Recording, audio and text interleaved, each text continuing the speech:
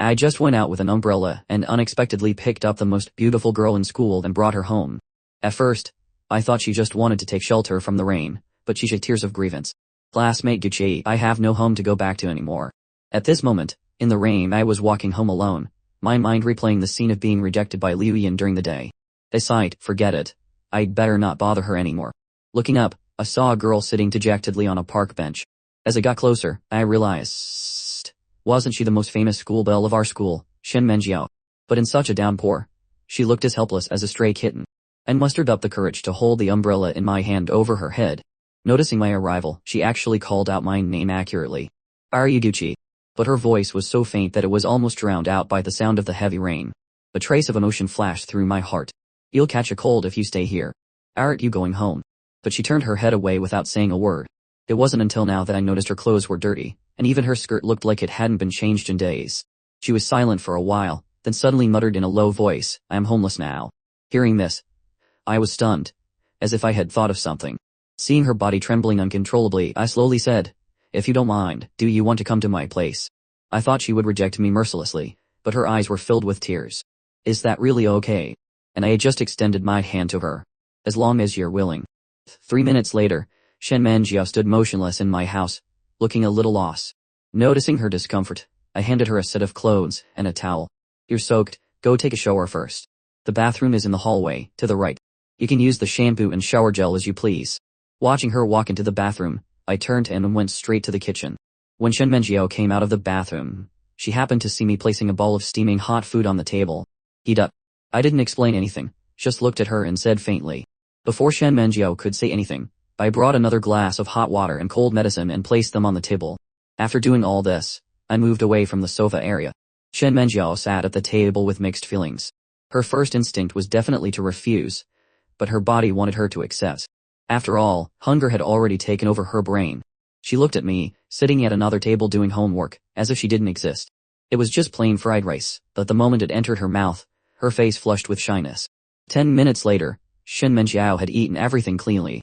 And at this very moment, I asked the question that had been bothering me for a long time. Please believe that I will keep it a secret from others. Can you tell me what you meant by being homeless? Shen Menjiao hesitated for a long time before she slowly spoke. Her parents had been in a car accident more than a week ago and unfortunately passed away. Now she was no different from an orphan, and no relatives wanted to take care of her.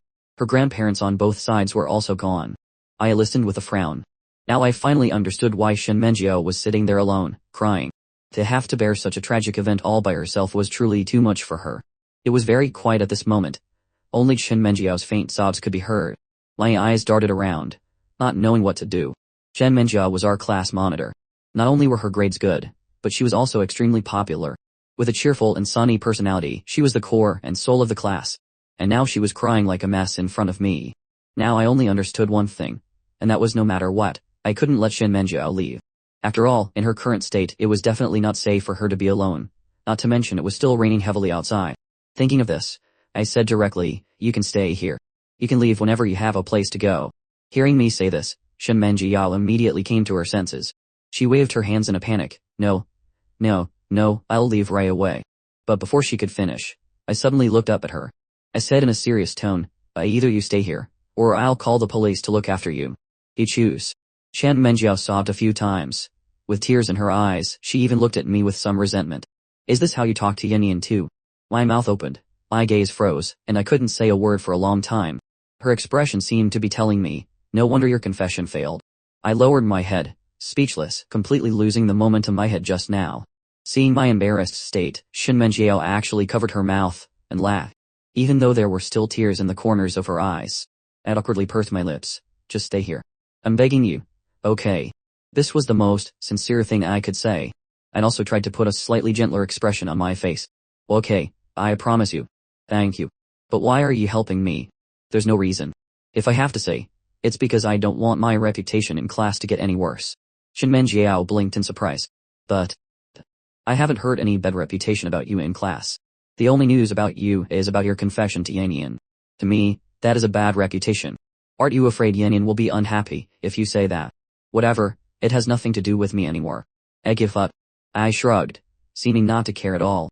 Shen Menjiao was a little suppressed and asked tentatively, don't you like her anymore? They shook my head. There's no point in persisting in something that gets no response. He. After deciding to stay, Shen Menjiao hung up her wet clothes to dry. Then she sat on the sofa in a daze, not knowing what to do. Seeing that I was still studying, but soon I started scratching my head in frustration. Shen Menjiao slowly walked over to my side. After seeing that I was troubled by a math problem, she pointed her finger and began to explain it to me patiently. I listened attentively, nodding from time to time. When I looked up, it was already 2:30 in the morning. I packed my things and looked at Shen Menjiao. You go sleep in the bedroom. I'll sleep on the sofa. Although my egg is lacking, at least I know that I shouldn't let a girl sleep on the sofa outside. But Shen Menjiao refused repeatedly. She was already very grateful to be able to stay here. The two of them went back and forth like this, from the living room to the bedroom. I turned on the bedroom light. Shen Menjiao saw that the bedroom was clean and tidy, not at all like the bedroom of a boy living alone. And the bed was very big, enough for 2 people to sleep in. Seeing my insistence, Shen Menjiao also refused to back down, so she proposed, then let's both sleep in the bedroom, okay? I'll sleep on the floor. Why should you sleep on the floor? I will. The two argued again for about 5 minutes. Shen Menjiao found out that I was such a stubborn person. Seeing that it was getting later and later, in the end, they adopted a proposal that both of them reluctantly agreed to. That was to use a quilt to separate the big bed in the middle, and the two would sleep on each side. A blush that could not be concealed appeared on Shen Menjiao's face. She actually agreed, as if possessed, to sleep in the same bed with a male classmate from the same class. She sat on the left side of the bed, hugging her knees, feeling a little uneasy in her heart. It wasn't until now that she realized that she was a girl after all, and I was a boy. For her to sleep here so trustingly, her sense of security was too poor. What if I did something to her? After a while, I came in, wearing a thin silk pajama. The muscle lines under the clothes were particularly obvious. Shen Menjiao only glanced at it and quickly looked away, but her ears quietly turned red. After the lights in the bedroom were turned off, the two lay on the bed, back to back, with a quilt separating them in the middle. She closed her eyes tightly, but opened them again after a while, because she couldn't fall asleep at all. Her attention was all on me on the other side. A full 30 minutes passed before Shen Menjiao heard even breathing, knowing that I had probably fallen asleep. So after a brief relaxation, she also fell into a deep sleep. She even had a dream, dreaming that her parents were gradually walking away. When she suddenly opened her eyes and sat up, she realized it was already morning. Then, she smelled a fragrance wafting from the kitchen, instantly waking up her still lumbering stomach. Shen Menjiao walked out of the bedroom and looked towards the kitchen, and found me wearing an apron and cooking. And at this moment, I happened to turn around and met Shen Menjiao's eyes behind me. Good morning. Shen Menjiao greeted me in a low voice. I responded softly. Shen Menjiao looked at the lunchbox on the dining table in front of her, which contained the food I had just cooked. It was only then that Shen Menjiao remembered that I used to bring my own lunch to school, and didn't eat at the school cafeteria. Preparing lunch. Why do you bring your own lunch? The school food is not bad. I answered simply. Ethnic minorities have dietary restrictions, right? No wonder you look like. Breakfast is ready, you can eat first. I pointed to the steaming food on the side. At this moment, Shen Menjiao's stomach had already been awakened by the aroma. Seeing the food, her stomach growled with hunger. Shen Menjiao nodded in a low voice, and then sat down at the dining table. But she didn't start eating right away. Instead, she waited for me to finish and sit down at the dining table before she started eating. While eating breakfast, I asked, are you still going to school? I have to go buy clothes today, so I probably won't be able to go to school until tomorrow. I nodded. Then, I took a key out of my pocket and threw it directly in front of Shen Menjiao. The house key. Come back after you're done shopping. Otherwise, I won't be able to get in. Shen Menjiao looked at the key in front of her, knowing that I was afraid she had nowhere to go and would secretly leave. She picked up the key and answered in a low voice, I know. She thought to herself, I can't stay here forever. Although I wanted her to stay, I couldn't just live here without any consideration. But the money she had was not enough to rent a place outside. Going to school was the main thing now. She couldn't just drop out of school and work. Now, besides agreeing to stay with me temporarily, she really had no other choice. After breakfast, I packed my things and left in a hurry. Before leaving, I didn't give Shen Menjiao any special instructions. Shen Menjiao looked at the empty room and couldn't help but sigh in her heart. Is he really that at ease with me? Shen Menjiao planned to help me clean up the house. After all, she was staying here temporarily and had to do something. She would go out to buy clothes after she finished cleaning. But when she walked to my fitness area and saw the dumbbells in front of her, she suddenly had a headache. After all, these things looked very laborious. Shen Menjiao cleaned for 20 minutes. Then her eyes suddenly glanced over and saw a cardboard box in the corner next to the cabinet. Inside the box were many like papers, and some small boxes. She squatted down and took out a piece of paper. After looking at the content on it, a touch of surprise flashed in her eyes. It turned out that these were all the love letters I had written to Yannian before, and the gifts I had bought. Soon, it was time to leave school in the afternoon. I was already on my way home. On the way, I saw the bench where I found Shin Menjio yesterday. I should have gotten her phone number. What if she really left? I'd only have that one key. Standing at the door of my house, I knocked. Soon, I heard footsteps from inside the door. I immediately breathed a sigh of relief. The person standing inside the door was a little different from what I saw in the morning.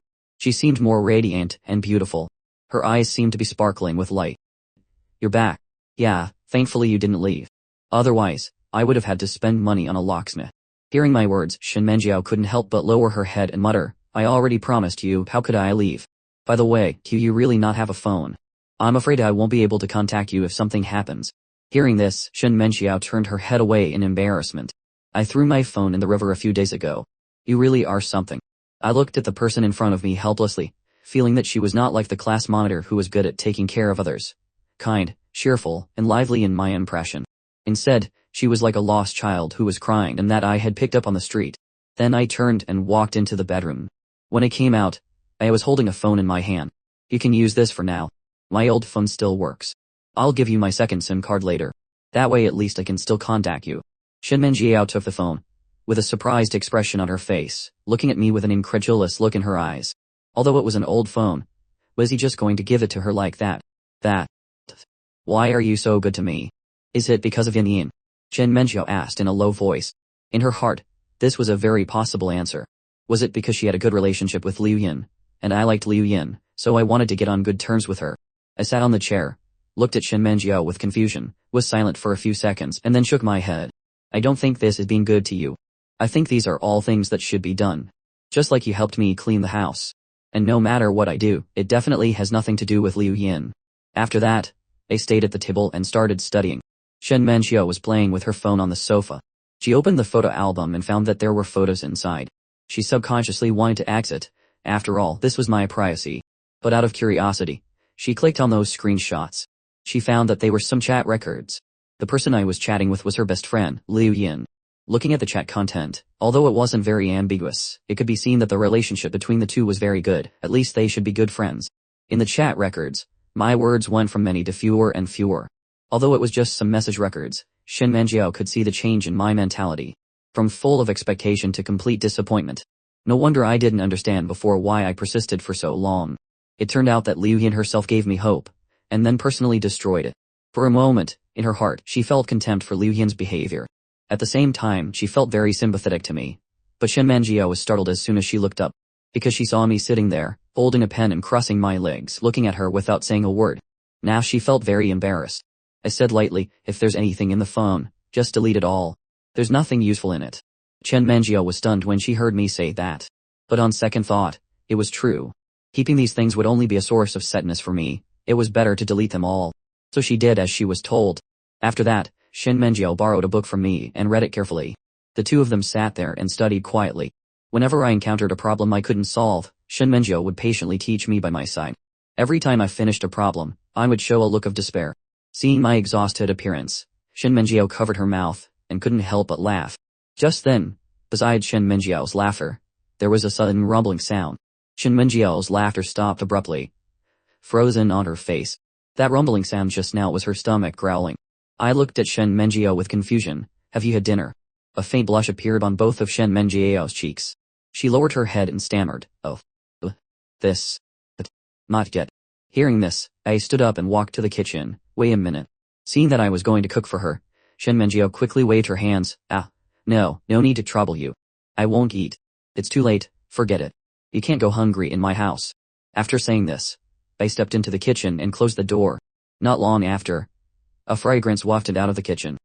I came out with a plate of steaming hot fried rice. "Here, eat." And Shen Menjiao didn't refuse too much. After whispering her thanks, Shen Menjiao started to eat. In less than 3 minutes, she had polished off the plate of fried rice.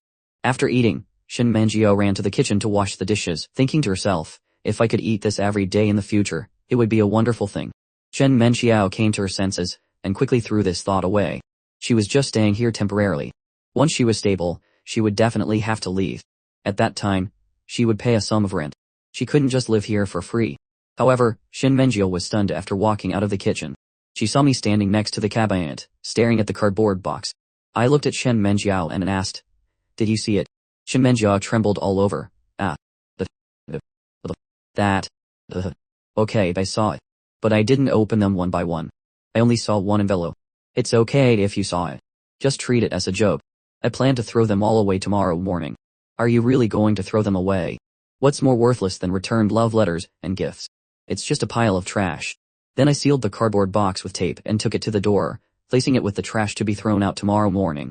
Time quickly flew to 12:30 at night. The bedroom was pitch black. The two of them lay on the bed, separated by a quilt. Shin Menjiao was wrapped tightly in the blanket. Today, they didn't discuss who would sleep in the bedroom and who would sleep on the sofa. This was the second time she had slept in the same bed with a male classmate. If other classmates knew about this, how would she explain it? But did she really care about being misunderstood now? Her family had a major crisis, and she had wanted to die at that time. She wandered around outside in her school uniform, walking and crying, completely ignoring the gazes and whispers of others. She had to admit that if it weren't for me, she wouldn't know where she would be now. It could even be said that it saved her. Did she hate? Hearing Shin Menjiao call him, I also responded in a low voice. The next second, she heard Shin Menjiao's gentle and weak voice. "Good night, Shin Menjiao." This time, her sleep was obviously much more peaceful than last night's. The next day when she walked out of the bedroom, I had already prepared lunch, but there were 2 lunch boxes on the table. Then pushed the smaller one in front of Shin Menjiao. At this moment, Shin Menjiao looked at the lunch box in front of her, blinking her eyes in surprise. "I prepared it for you since I was making my own. Doesn't this save you some money on food? If you don't want it, I won't prepare it tomorrow." "No, I want it." Shin Menjiao quickly covered her lunch box with her hands, as if afraid I would take it back. That's right, there's also fruit and yogurt." I casually handed over another small container. Shin Menjiao's eyes lit up as she looked at the things in front of her, as if she had returned to her elementary school days when her mother was by her side. And that feeling of something that could never come back, she unexpectedly found it in me. At this moment, in Shin Menjiao's eyes as she looked at me, that feeling of satisfaction and pleasure was particularly obvious. Seeing Shin Menjiao's reaction, I became even more certain of my guess that she was still a child at heart.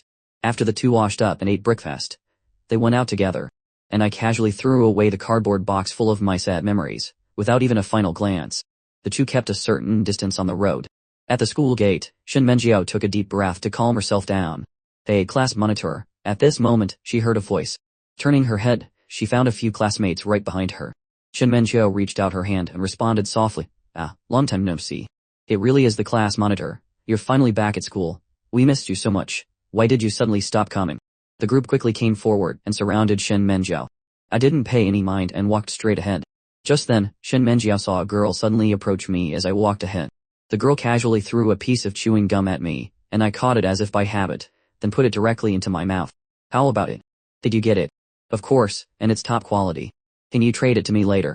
I'll treat you to some online gaming another day." The two walked very close. Shin Menjiao saw it all. Even she and I had never walked that close. It was the first time she had seen me chat so smoothly, sentence by sentence. "Was that my deskmate, Tang Yai?" "Yo, you're finally here. I was so worried about you. What happened?" The moment Liu Yin saw Shin Menjiao, she immediately ran over and hugged her. "Something happened at home, so I haven't been coming," Shin Menjiao replied, but her gaze drifted towards us. Most of the people in the class gathered around Shin Menjiao. Only Tang Ji and I sat in our own seats. Shin Menjiao saw me and Tang Ji chatting non-stop about something. Why did we have so much to talk about? When she was living at my place, she never saw me talk to her that much. "Class monitor. The teacher wants to see you in her office." "Okay." Shin Menjiao stood up, ready to go to the teacher's office. Before leaving, her eyes kept staring in my direction, but she never saw me look at her once. Shin Menjiao felt a bit strange. It was normal for me to chat with my deskmate, so why did she feel unbalanced? Was it just because I hadn't said that many words to her? Shin Menjiao's mind was in a mess. In the office, the teacher held Shin Menjiao's hand and began to patiently console her. And Shin Menjiao herself knew she had to look forward, no matter how sad she was. She couldn't change anything. After Shin Menjiao returned to the classroom, the classmates began to shower her with concern again. I glanced at the crowd almost completely surrounding Shin Menjiao, and didn't find it surprising at all. Thankfully, my seat was far from her, otherwise the noise would have been unbearable. The morning passed quickly, and it was time for lunch. Shin Menjiao had been looking forward to lunch since the morning. After all, I had made it for her personally. She took the lunch box out of her desk, and placed it on the table. She felt that just looking at it was enough to whet her appetite. "Hey, Yohao, why did you bring lunch today?" Liu Yin was a bit surprised to see the lunchbox on Shen Menjiao's desk. In her memory, it seemed like Gucci was the only one in the whole class who brought his own lunch. I just suddenly felt like it. Let me try a bite. Did your mom make it? Liu Yin asked with a smile, looking at Shen Menjiao's food. No, this was. I made it myself. Really? Let me try. Liu Yin picked up her chopsticks, took a small bite, and chewed slowly. After a moment, she frowned slightly. You made this yourself? Yeah. What's wrong? Nothing. The taste just feels a bit familiar. But it's delicious. You're amazing, it's alright. Shen Menjiao was a little flustered inside. She didn't expect Liu Yin to find the taste familiar. Could it be that she had eaten my cooking before? It seems their relationship was quite good before. Luckily, she didn't figure it out, or it would have been extremely awkward.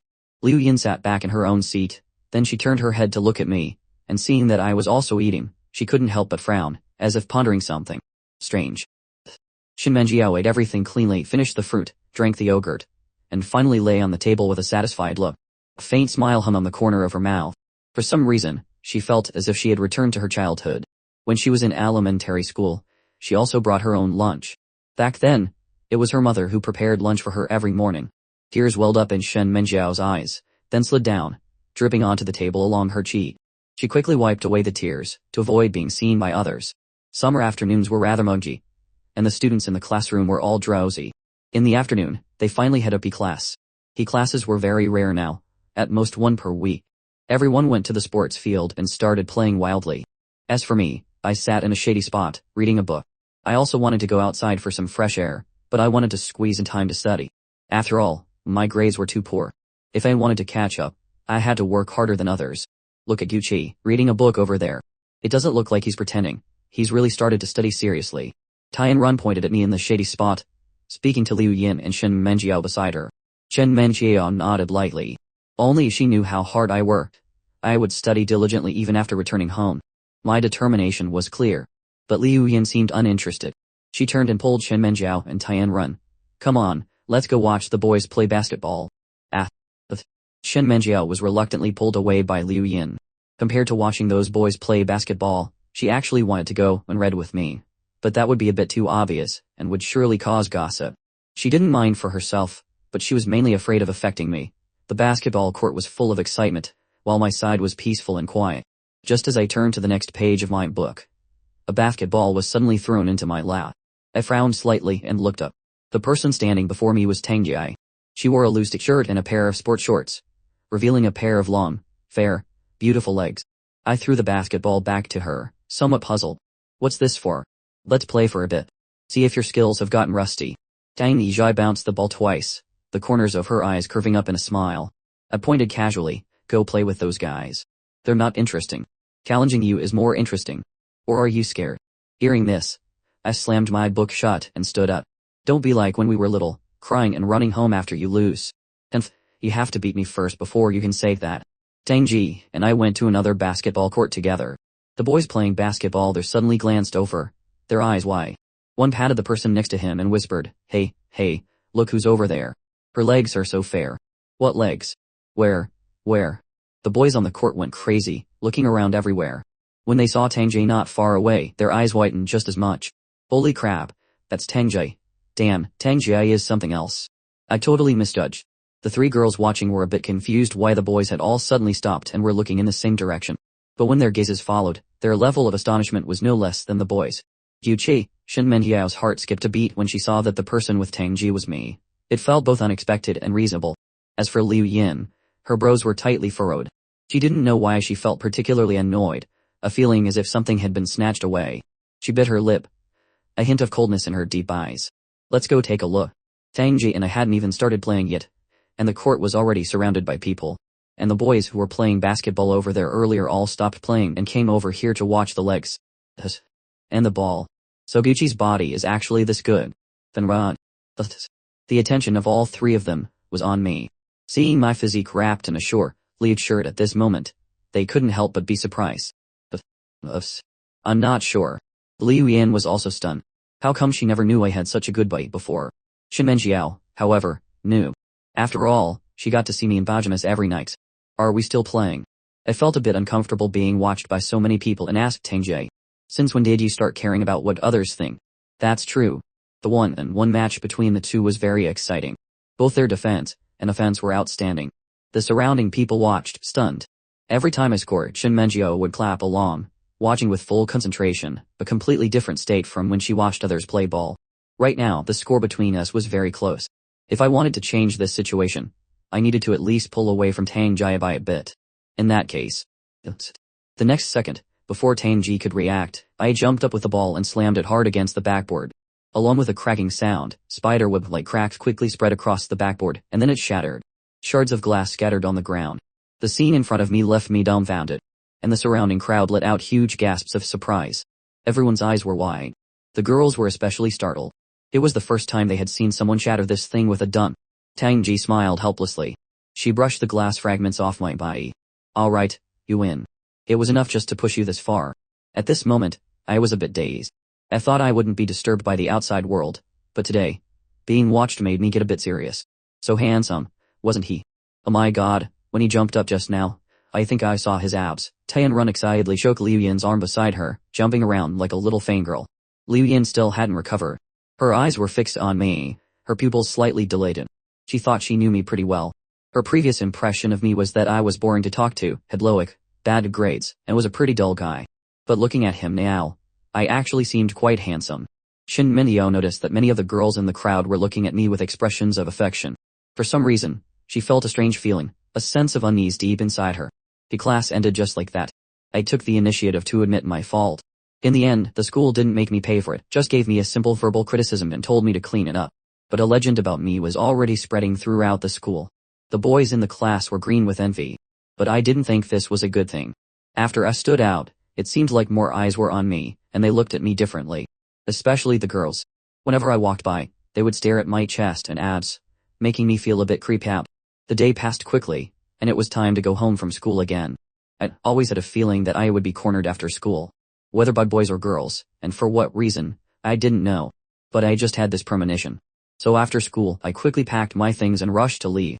When Shin Mengjiao saw me leave so quickly, she panicked and also sped up to follow. Hey, Yaoya, wait a minute. Let's go together. Liu Yin, seeing Shin Mengjiao in such a hurry, quickly called out to her.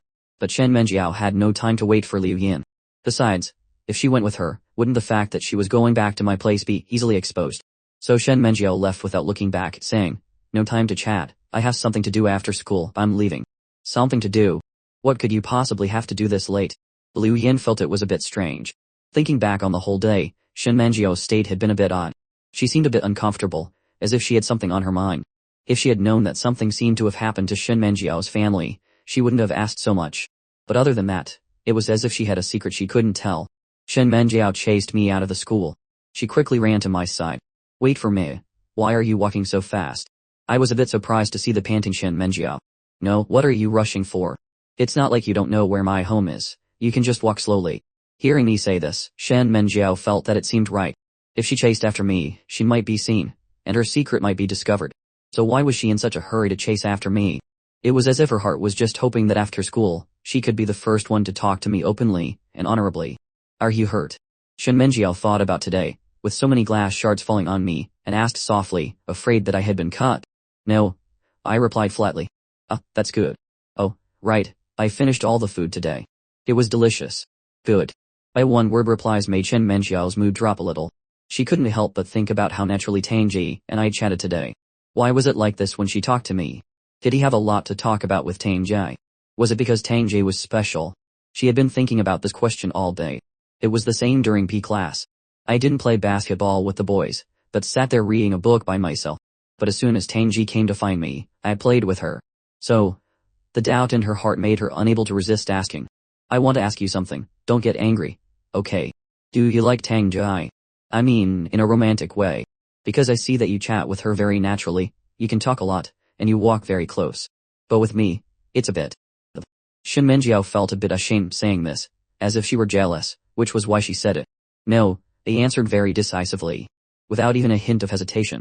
So decisive that Shin Mengjiao found it a bit unbelievable. He really hadn't even considered it. But I feel like you have a good relationship with her. Her grades are very good, and she's also very pretty. She's not worse than Liu Yin in any way. I shook my head again in denial. My dad would kill me. Huff. But it is. Because that would be unethical, to be with my own cousin. Shen Menjiao suddenly stopped in her tracks, her face full of shock, as if she were overly frightened. Cousin. Her mom is my aunt, my dad's younger cousin. Tang Jit and I grew up together. She transferred to our class a few days after the start of high school. Did you forget? We weren't in the same class back then, she transferred in later. Because her mom was afraid that with her personality, she wouldn't be able to make friends and would have no one to talk to. So she asked the teacher to make us deskmates. My words made Shen Menjiao have a sudden realization. No wonder Tang Ji and us seemed so close, it turns out we grew up together. She even felt that we were being a bit reserved. Maybe it was because of our personalities. Thinking about it, it made sense. Their relationship was so good. And they were both great catches, yet they weren't together. Excluding the possibility that they genuinely disliked something about each other, the only other reason could be that they were family.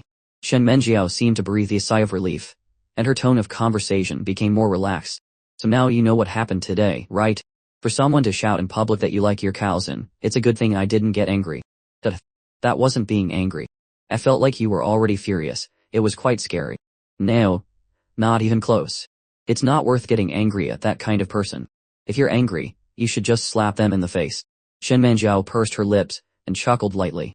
I turned to look at her. What are you laughing at? I'm serious. Nothing, I just feel like I've gotten to know you a bit better. And it seems like we're talking more. Afterward, Shen Menjiao and I walked into the house together. Shen Menjiao actually felt a sense of familiarity and belonging here. Even though she had only lived here for 2 days, it felt like she had been here for a long time. Perhaps it was the way I treated her that reminded her of how things were at home before. As for me, I went to make dinner first. Shen Menjiao felt that she was really lucky when it came to food, because she really liked my cooking. It suited her taste perfectly. While I was cooking, Shen Menjiao helped with the housework. Even though the house was already tidy, she would still find things to do. The two ate together. The dinner table was a bit silent. Although Shen Menjiao tried to find topics to chat about with me, I had a don't talk while eating, don't talk before sleeping and ate quickly and quietly. So she felt too embarrassed to disturb me further. After eating, she took the initiative to clear the table and wash the dishes. As for me, I took off my jacket and walked to the bathroom door. Suddenly, as if I had thought of something, I asked Shen Menjiao in the kitchen, do you want to take a shower? The shower. Shen Menjiao poked her head out, a faint blush appearing on both of her cheeks. I don't need to. I'll shower outside. She still couldn't bring herself to comfortably shower at my place, so she had always taken care of outside before. She didn't even dare to do it when she was alone in the house, let alone when I was home. Alright, you can use the bathroom.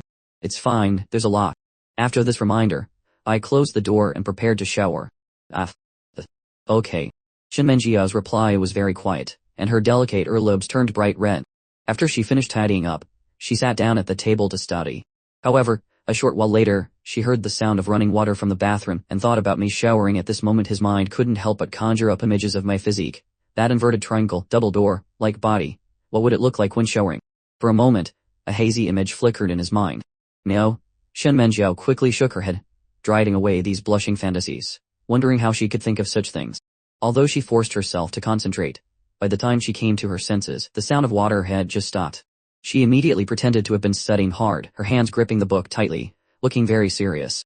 A moment later, I walked out of the bathroom in my pajamas. Because my body wasn't completely dry, the pajamas clung to my abdomen, the distinct abdominal muscles particularly prominent.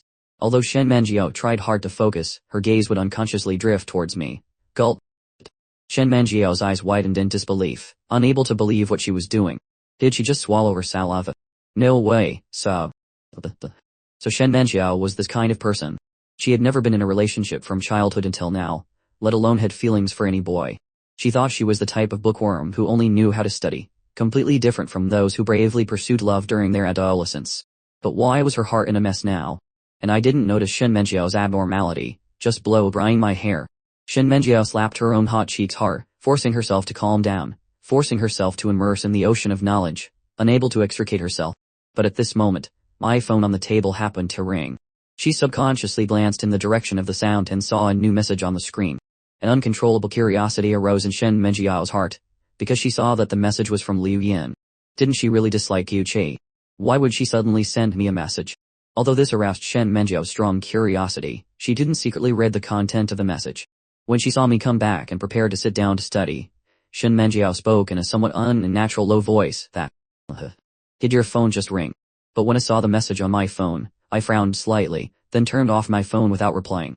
Shin Menjiao had been observing my expression, and this reaction only made Shin Menjiao's curiosity grow stronger.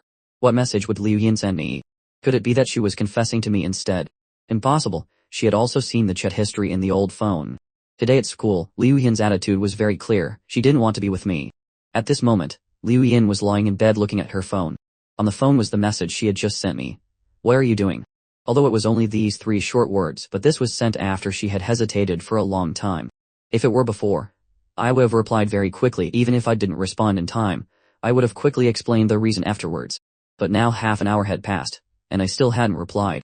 She really wished there was a red function now, so she would know if I hadn't seen the message or if I had seen it and wasn't replying. Liu Yin reached out her hand and slowly typed a few words. Why are you ignoring me? When she was about to press the send button, her finger hovered, as if she were having an internal struggle. After a moment, she deleted those words, then turned off her phone, lay in bed and covered her eyes with her arm. Really? It would be so much better if it were like before.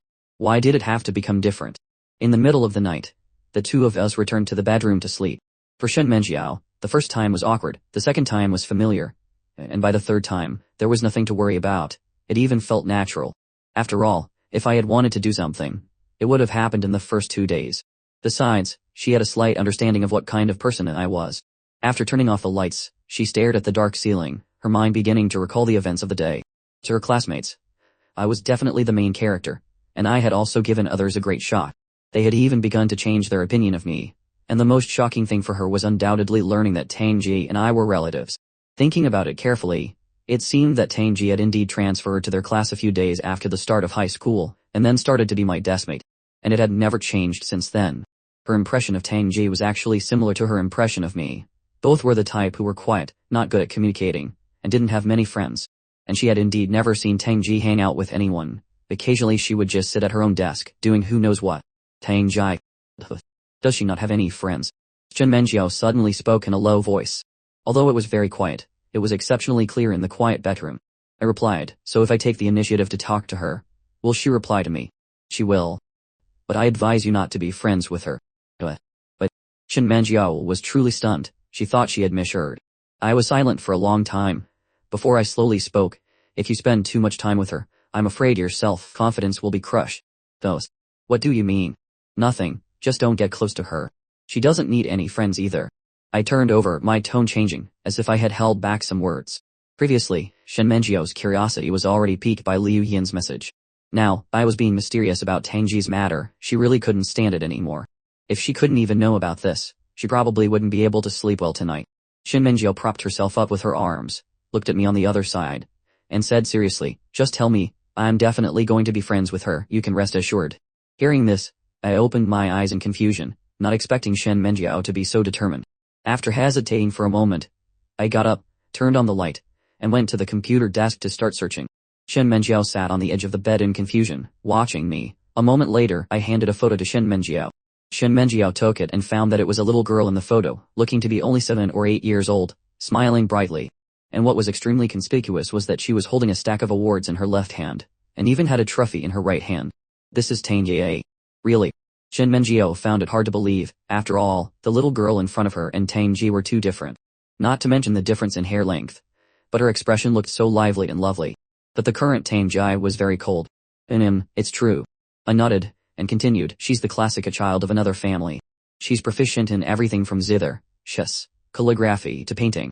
She can easily win first place in any competition. And her academic performance has been at the top since she was a child. Your grades are in the top 5 of the grade, right? She's just not studying seriously now. If she could play 2.5 months less of games, she could definitely surpass you. Really? Shen Menjiao listened to me, and couldn't help but open her mouth in surprise. She knew Tang Ji was excellent, but she didn't expect her to be this excellent. I was never as good as her in anything when I was a child, so she never treated me as her older cousin when we were little. That was a very long time. I even disliked her very much. I sat in the chair, as if recalling the past, my eyes a little deep. In the end, I could only use the natural physical differences between boys and girls to teach her a lesson. Once when we were little, we played basketball, and I won. That was the first time I surpassed her in something. She cried. But in contrast, I laughed, and it was the happiest I had ever laughed. After that, she was hit hard, and started to train her physical fitness hard every day, just to surpass me in sports.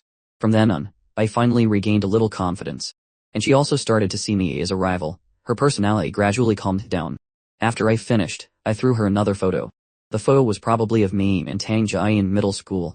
On my birthday, I was making a wish with my eyes closed in front of the cake, while Tang Ji was wearing my birthday hat and was caught by the camera at the moment she was sneakily eating the cake. I think your relationship is probably stronger than that of ordinary siblings. Shen Menjiao returned the photo to me, but a hint of envy appeared in her eyes, because she had never had such a friend or relative since she was a child. She also understood why neither of them had many friends. Perhaps for us, having each other was enough. Probably. Anyway, I've never fought with her. Then I looked at Shen Menjiao and said, so you can understand now, right? It's very tiring to be with her. Besides, you don't need to be friends with her. She doesn't need it either. Shen Menjiao shook her head lightly, a smile on her lips. No, I want to be her friend even more now. Only by learning from excellent people can I improve. That day, Liu Yin walked out of her house and towards the school. It was just that her state was not very good. It looked like she hadn't slept much. She had waited for my message until late last night, and after about 2 hours she concluded that I had seen it, but deliberately didn't reply. She was quite angry at first, and planned to confront me at school. But on second thought, maybe I really wouldn't pursue her anymore. If it were before, she might have been happy, feeling that she had finally gotten rid of me. But why did she feel a little sad now? These questions troubled Liu Yin all night, so she decided to wait until school to ask for Shen Menjiao and Tianrun's opinions. Maybe it would help. Liu Yin yawned and walked on the road, looking at the road ahead, feeling that it was still a long way to school. She really wished now that I would suddenly appear behind her, and then call her to go to school together, chatting when it was just the two of them. But this was ultimately a fantasy. After all, how could it be possible? But suddenly, Liu Yin's eyes widened in disbelief, watching a person walk past her. Wasn't that figure me? Du Che, she called out subconsciously. I turned my head and glanced at her at the sound, then looked behind Liu Yin and turned to leave. Before Liu Yin could say anything, another person appeared beside her. Good morning, Dan Yin. What a coincidence to meet you here. Yo Yao, you take this road too. Why didn't I see you before when we were going to school? A hint of suppression flashed in Liu Yin's eyes. So her calling me just now, wasn't it also heard by her? Unmoved, so I take this road. Shen Menjiao answered without hesitation, pointing in the direction behind her. Fortunately, she had just seen Liu Yin walking ahead, so she deliberately slowed down to keep a distance from me. You don't look very energetic. Didn't you sleep well? Shen Menjiao looked at Liu Yin's appearance, which was just like herself a few days ago. Liu Yin nodded, and replied listlessly, yeah, I didn't sleep well. Shen Menjiao remembered that Liu Yin had sent me a message last night but didn't get a reply. Could it be that she didn't sleep well because of this? Could it be that Liu Yin had changed her mind now and wanted to be with Guqi? When the two arrived at the classroom, they found it was quite lively inside. And Tianrun, who had been in the classroom for a long time, pointed at us. Hey, Guqi and Tangji are very popular now. Shen Menjiao and Liu Yin looked at our seats in confusion, and found that there was a constant stream of people coming to this pair of deskmates, chatting and giving them things. Tangji, this is the snack I bought for you this morning. Tangji, do you want to play basketball together this weekend? We're short one person, come join us. Guqi, we're going to karaoke this weekend, are you coming? Guqi, can you teach me how to play basketball? The boys and girls around the two never stop. But for the two of us, it was like a disaster. Our faces were full of impatience from the moment we entered the classroom. Suddenly, I slammed my hand on the desk, and the bang sound instantly silenced the classroom. Looking at our gloomy faces, everyone felt a chill down their spines and quickly dispersed. After all, these two were really not to be messed with. When there was no one around, our bros finally relaxed. Seeing this, Tianrun couldn't help but sigh. They are really hard to get along with. No wonder they have no friends. I think they just don't want to make friends. They're probably not hard to get along with, just don't like noise. And they're not very familiar with other classmates. Shen Menjiao subconsciously defended us. Now she knew my and Tangji's situation. Liu Yin stared at me with many things she wanted to say to me but couldn't find any opportunity. She was, after all, the person I used to like. Couldn't she be the most special one? She didn't expect that in just 3 days, it went from me revolving around her every day to so many people revolving around me, and I was no longer by her side. She had originally planned to go to school to ask for Shen Menjiao and Tianrun's opinions, but now it seemed that she had to ask the person himself. But Guqi was really handsome yesterday. What do you think, if I confess to him, will he agree? Tianrun looked at the two with an expectant face, trying to get the answer she wanted. Unfortunately, the two shook their heads almost at the same time, without any hesitation. This result directly made Tianrun's face fall. So rude. At this moment, Tangji and I were in a very bad mood. Yesterday, our place was still a peaceful land. How did it become a chaotic place today? So annoying. Tangji couldn't help but mutter, and then spit out the chewing gum in her mouth. I frowned, and looked at Tangji. Isn't it just that we played a game of basketball yesterday? Is it that big of a deal? I don't understand. They probably just like new things, are not very familiar with us, and want to try to get to know us. Then they could just come to you. Why come to me? Aren't they familiar with me? They've been laughing at me for 2 years. After saying that, I glanced at the source of my 2 years of ridicule, which was Liu Yin, and found that she was staring at me, and this glance happened to meet hers. The moment Liu Yin and I made eye contact, her heart suddenly beat faster, a little nervous. She quickly turned her head away, a cherry-like blush appearing on her face. She gently placed her hand on her chest and muttered, "What's going on?" After class, Liu Yin immediately went to Shen Menjiao's side. "Yoyao, come to the bathroom with me." Although the two were walking in the hallway towards the bathroom, Shen Menjiao looked at Liu Yin's appearance. It seemed that she had something to say. Otherwise, she wouldn't have called her out alone. Usually she would bring Time Run. The three of them would act together. "What's wrong? Just say what you want to say." Shen Menjiao directly guessed Liu Yin's thoughts. And Liu Yin looked left and right, and after finding that there were no familiar people around, she whispered in Shen Menjiao's ear, "I'll tell you, don't tell anyone else. It's just that. Didn't I say before that I didn't like Gucci? But I don't know why, the more I look at him now, the more I like him. What's going on? You must not tell Tianrun, she will definitely laugh at me." And at this moment, Shen Menjiao's expression was a bit dazed, even a little disbelieving. She remembered Liu Yin's message last night, and her state this morning. Was it really because her attitude towards me had changed? Could it be that you've fallen for him? I don't know either. If I say maybe, will you laugh at me? Liu Yin looked at Shen Menjiao, with a hint of unease in her eyes. Liking someone was no big deal, but if it was liking someone who had been rejected by her for 2 years, that was really laughable. Even she herself found it a bit ridiculous. He had pursued her so seriously for 2 years, and she had never agreed. And then he just showed off a little yesterday, and she immediately fell for him. This was too shameless. I won't laugh at you, but I think this thought of yours came too late. Gucci is very popular now. Besides, hasn't he not confessed to you for a few days? That's right, does he not like me anymore?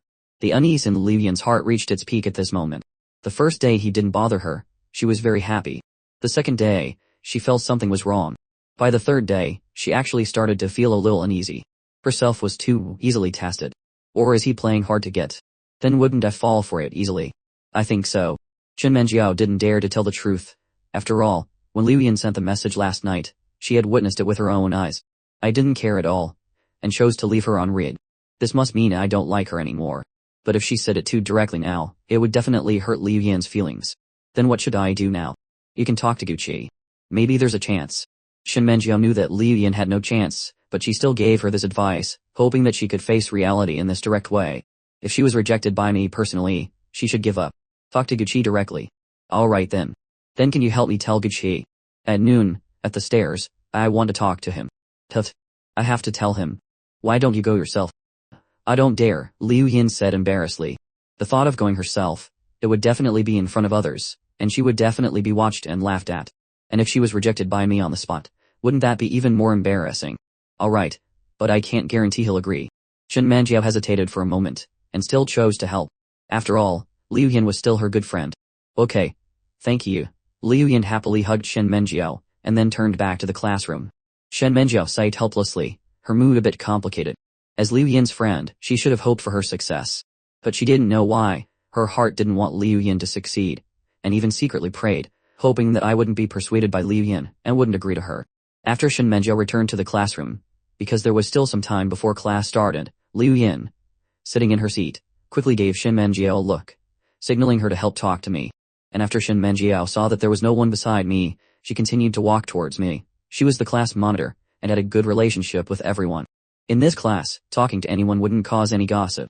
Except for one person. Lu Bo was sitting in his seat, and when he saw Shen Menjiao walking towards me, his heart suddenly tightened. He felt that he had to do something. Shen Menjiao came to my side, and said in a low voice, Gucci, I have something to tell you. Hearing this, I looked up at Shen Menjiao, and then replied flatly, go ahead. They've been bothered enough since early this morning. This wasn't me being cold. Who told them they were the ones who had laughed at me for 2 years? When I wanted to get along with them before, they treated me as a joke. Now that I wanted to get close, study hard to catch up, this group of people came over.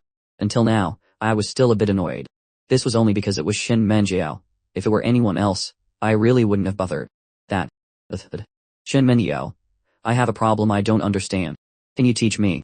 At this moment, Lu Bo suddenly ran over with his workbook, stopping her from continuing. Shen Menjiao's thoughts were completely disrupted. She looked at Lu Bo with a blank face. Although he was usually easy to talk to and had good grades, so many people came to him for help with problems. But at least he should have considered the timing. She was talking to someone else right now, and the topic she wanted to talk about was particularly sensitive. How could she bring it up now? Bo, you're talking to Gucci. It's okay, you go ahead. I am not in a hurry. Lu Bo even acted as if he wasn't disturbing our chat, but he didn't back away, but stood to the side. He just wanted to listen here, to see what Yoyo was saying. This way, he would have a better idea of what was going on. Can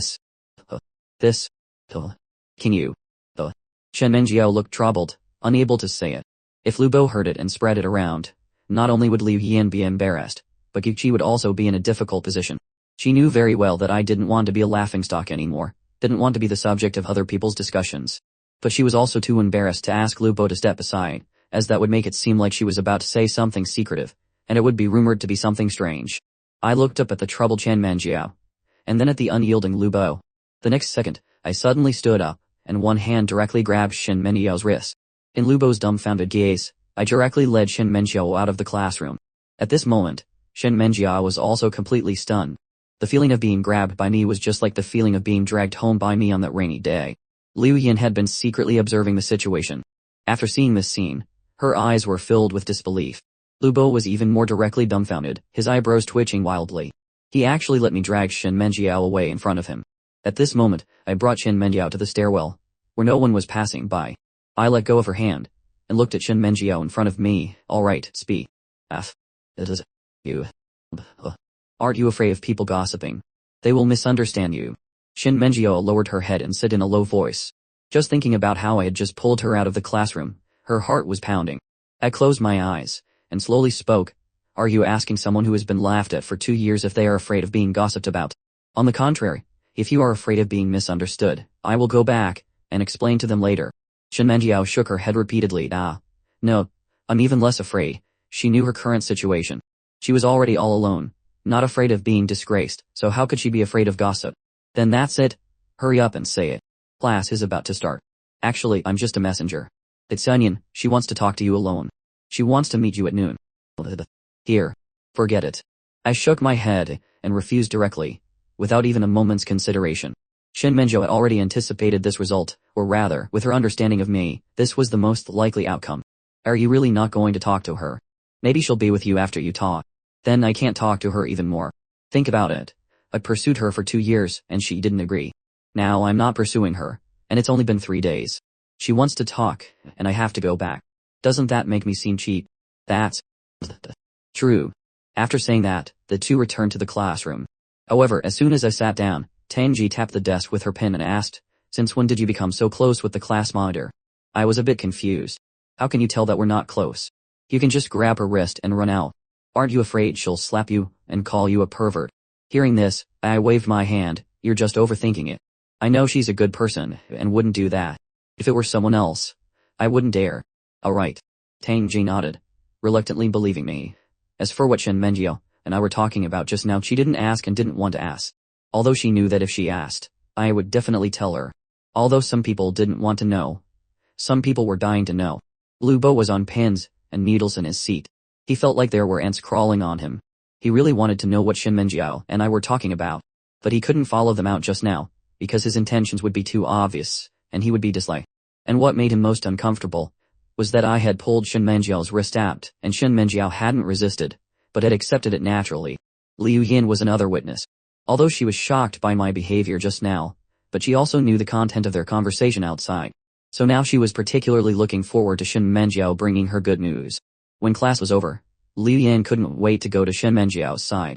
Yoyo, how did it go? She asked in a low voice, her voice and eyes full of expectation. But when she saw that Shen Menjiao's expression was not right, her heart sank. Yan, you should still give up on Gucci. Didn't you say it yourself? He's not suitable. He refused, didn't he? Liu Yin lowered her eyes sadly, feeling a sting in her eyes and urged to cry. She didn't feel that she was very wronged, she just felt that she had brought it on herself. After all, he was not a mistake, but something that was right in front of her but was ignored by her for 2 years. Fate, on the contrary, seemed to be playing a trick on her. She hadn't liked me for 2 whole years. But in the few days after I stopped liking her, she actually started to be interested in me. Shin Menjiao didn't know how to comfort her. She could only shake her head gently and say, "It's okay. You're so beautiful. There will be more people who like you when you go to college. It's already the 3rd year of high school. Even if you are really with Gucci, with your 2's grades, you probably can't go to the same university. Long-distance relationships are even more painful then." At this moment, Liu Yan didn't know what to do. She could only passively listen to Shen Menjiao's comfort. What else could she do? Could she shamelessly beg me to come back? Just now, she was still thinking about what to say to me at noon. But now, all those thoughts were useless. He was not willing to talk to her at all. What's wrong? At this moment, Tianrun came to the 2's side. Seeing that Liu Yan's face was not right, Tianrun was a bit confused. And Shen Menjiao gently pulled her hand, signaling her not to ask. Tianrun was also very obedient, and kept her mouth shut. But since it was about Liu Yan, she also had some clues that might be related to Gucci. When it was time for lunch, Shen Menjiao happily took out the bento box I had prepared. Before, at noon, she actually didn't look forward to eating much, because she ate very little. Eating to her even felt a bit like a waste of time. But now, she felt that what she looked forward to the most was eating. When the lunch break was about to end, the head teacher slowly walked to the classroom podium. 2 things. The head teacher's voice made the resting students immediately look up. First, we're going to have a monthly exam, next Tuesday. Everyone study hard, and strive for a good result. Second, at the end of the month, we have our school sports meet. This is your last sports meet in high school. Everyone's faces were full of excitement when they heard about the sports meet. After all, their academic pressure was too great, and these 2 days of sports meet were undoubtedly the best time for them to relax, and they could take the opportunity to have a good time. The sports meet events are on the paper. Voluntary registration. Then the opening ceremony performance. This time it's entirely up to you to discuss and decide. Class monitor, sports committee member, these 2 matters are your responsibility. The head teacher gave all the forms to Shin Menjiao, who was sitting in the front row, and then left the classroom. The next second, everyone swarmed up, ready to join in the fun. Of course, there was also Lu Bo. After all, he was the sports committee member. As soon as he heard that he could be in charge with Shin Menjiao, he immediately perked up. The people around were all talking at once, making Shin Menjiao's ears buzz. The classroom was in a mess.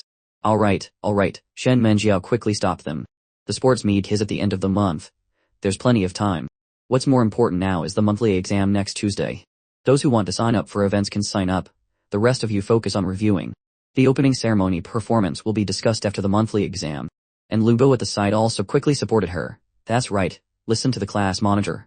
You guys go back, anyone who wants to sign up for events can come to me. Tangji was woken up by the noise, looked up, her eyes still sleepy, and looked at me at the side and asked, "What's going on?" "Monthly exam next Tuesday. Sports meet at the end of the month." Tangji yawned. "Oh, can we ask for leave for the sports meet? Let's go to the internet cafe, otherwise it's so boring." "Probably not." Compared to the sports meet, I was still more worried about what to do for the monthly exam. At this moment, I was scratching my head with both hands, already starting to have a headache. The 200th place in the grade was really low. This time, my ranking had to rise by 50 places. I really had no confidence at all. "Don't worry, I'll help you with your studies this weekend." "Forget it. I really can't keep up with your way of thinking." Just thinking about how even Shen Menjiao had to explain for a long time for me to understand. And Tang Jie was not the type to teach others at all. She would only give you a correct answer, and then let you figure out the process. "Alright, then I'll log into your account tonight, and help you with your tasks." "Okay." I nodded helplessly. After school in the evening, I left the school to go home. This time, Shen Menjiao didn't rush to follow anyway, she knew where my home was. She chatted with Liu Yin and Tianrun for a while after school, and then said goodbye to them on the road. When she knocked on the door and came home, she found that I was already making dinner. When the 2 were eating together, Shen Menjiao wanted to find a topic, so she asked, "Are you interested in the sports meet? You're so good at sports, if you participate, you can definitely win a few gold medals." But I shook my head. Not interested. "What about Tang Jie? Do you think she's willing to participate?" Shen Menjiao didn't give up. She thought of Tang Jie. After all, Tang Jie was comparable to me in sports, so participating in the girls' events would definitely not be a problem. It would be a miracle if she didn't feign illness and ask for leave that day, and you want her to sign up for an event. Impossible. Shen Menjiao's interest was piqued. She raised her eyebrows. "How is it impossible?" I can bet with you. If she can participate, I'll participate." "All right then." Hearing this, Shen Menjiao smiled and nodded. "Okay, it's a deal." Although she didn't know if she could persuade Tang Jie, but if she could get one more. With these 2 great generals, she thought, how could she not win this small competition? After dinner, Shen Menjiao and I were studying at the table.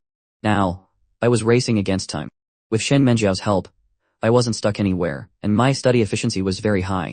Shen Minjiao looked at the time, then at my side profile, looking as if she wanted to say something but hesitated.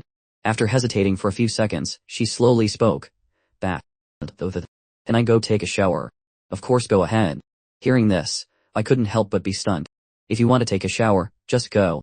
Why are you asking me? And of course, Shen Menjiao had to ask. She couldn't really treat this as her own home. Okay. Shen Menjiao slowly stood up and went to the bathroom. She was a little nervous. A moment later, the sound of water came from the bathroom. Although the door was locked tightly, but just thinking about me sitting outside, Shen Menjiao's heart was still pounding. After showering, she dried her hair in the bathroom and came out. She found that I was still sitting there studying, even my posture hadn't changed. She felt that I was a bit too hardworking, and if this continued, I would probably get tired. After all, studying was not a matter of 1 or 2 days, it was important to balance work and rest. I see you have a computer in your room. Do you usually not play? I do, but isn't the exam coming up? I don't have time. I thought about how before, I would play on the computer as soon as I got home, playing games with Tengjie. But she didn't fall behind in her studies, she was in the top 20 of the grade, while I was in the 200s. And she would often go to the internet cafe with me. Actually, you can play a little. You don't have to study all the time, you'll get tired. Why don't you take a break, and play for a while? Shen Menjiao knew she couldn't persuade me, after all, she had witnessed my stubbornness. However, after she said this, I hesitated and stopped my pen, and looked up at Shen Menjiao. I asked tentatively, really? Is it really okay? Of course this is to relax, so you can study better. Then I'll listen to you. Then I'll just play for a little while. After saying that, I immediately stood up and ran to the room.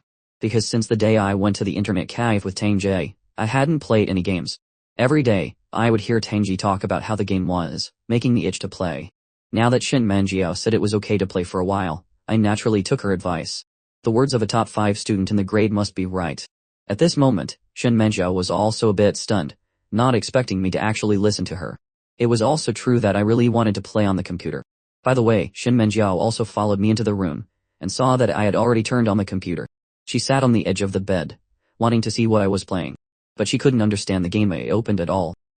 And I seemed to have opened a chat window with someone, and then I saw me put the headphones on the table, and turn the volume to the maximum. Hello? Can you hear me? Hearing this, Shen Menjiao was a bit surprised, because the voice coming from the headphones was Tengjie's. Loud, I can hear you. Why are you online today? Aren't you in a hurry to study? Balancing work and rest. Let her help me with a task. You've invited you. Shen Menjiao watched quietly from the side. Seeing me so engrossed in the game, she didn't dare to make a sound, afraid of being heard by Tengjie. But at this moment, the voice on the other end of the headphones suddenly changed, becoming another woman's. Is that Xiaoqi? And when I heard, but I quickly replied it, it's Xiaoqi. My voice was very soft and also very cautious. It was the first time Shen Menjiao had heard me speak like this, feeling as if she had discovered another side of me. Very interesting. You see, I thought I heard your voice just now. When are you coming? Your uncle and I both miss you. Come over, and I'll cook you something delicious. The woman's voice was very gentle, her soft and gentle tone was just like my mother's. Auntie, I'll go next week. Next weekend. Then it's a deal. I'll go grocery shopping next weekend. Don't you dare not come. Okay. I'll definitely go. Shen Menjiao listened from the side, but a trace of envy couldn't help but appear in her eyes. This was the feeling of having relatives. Someone to care for you, someone to worry about you. Even if you live alone here, there is someone who misses you. Unlike herself. Just thinking about what happened to her recently, she felt heartbroken. Shen Menjiao lowered her head. Her heart was in turmoil.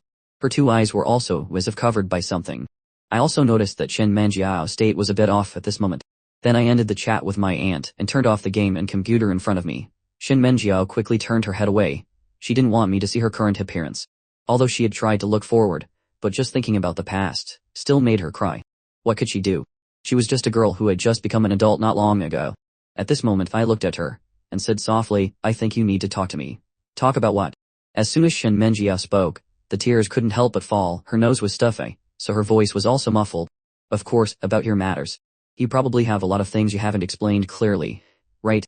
For example, why you have nowhere to live.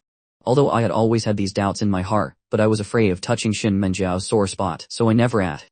But today, I felt it was time for Shen Menjiao to speak out. At least if someone listened, she would feel better. I don't want to talk about it. Shen Menjiao buried her head low, the tears kept falling, sobbing softly. As if guessing that Shen Menjiao didn't want to say it, I stood up and walked to the side of the bed. and gently placed my hand on Shen Menjiao's shoulder. Don't you want to look forward? Then you have to say it. There's no need to bear the sadness alone. You can talk to me anytime, at least there will be someone who can understand your feelings. Shen Menjiao looked up, tears still hanging on the corners of her eyes. After seeing my gaze, the sadness in her heart was inexplicably reduced by half. I have nowhere to live, because I don't have a home anymore. That home doesn't belong to me, and I can't live there. Then who does it belong to? I was a little confused. It seemed that there was still something difficult to say. I took some tissues, and let Shen Menjiao wipe her tears first. After her mood had calmed down a lot, she slowly spoke. My family is a remarried family. I was brought by my mother. My father, he also has a child, but the child is from his ex-wife. After they passed away, my father's ex-wife brought her son to occupy the house.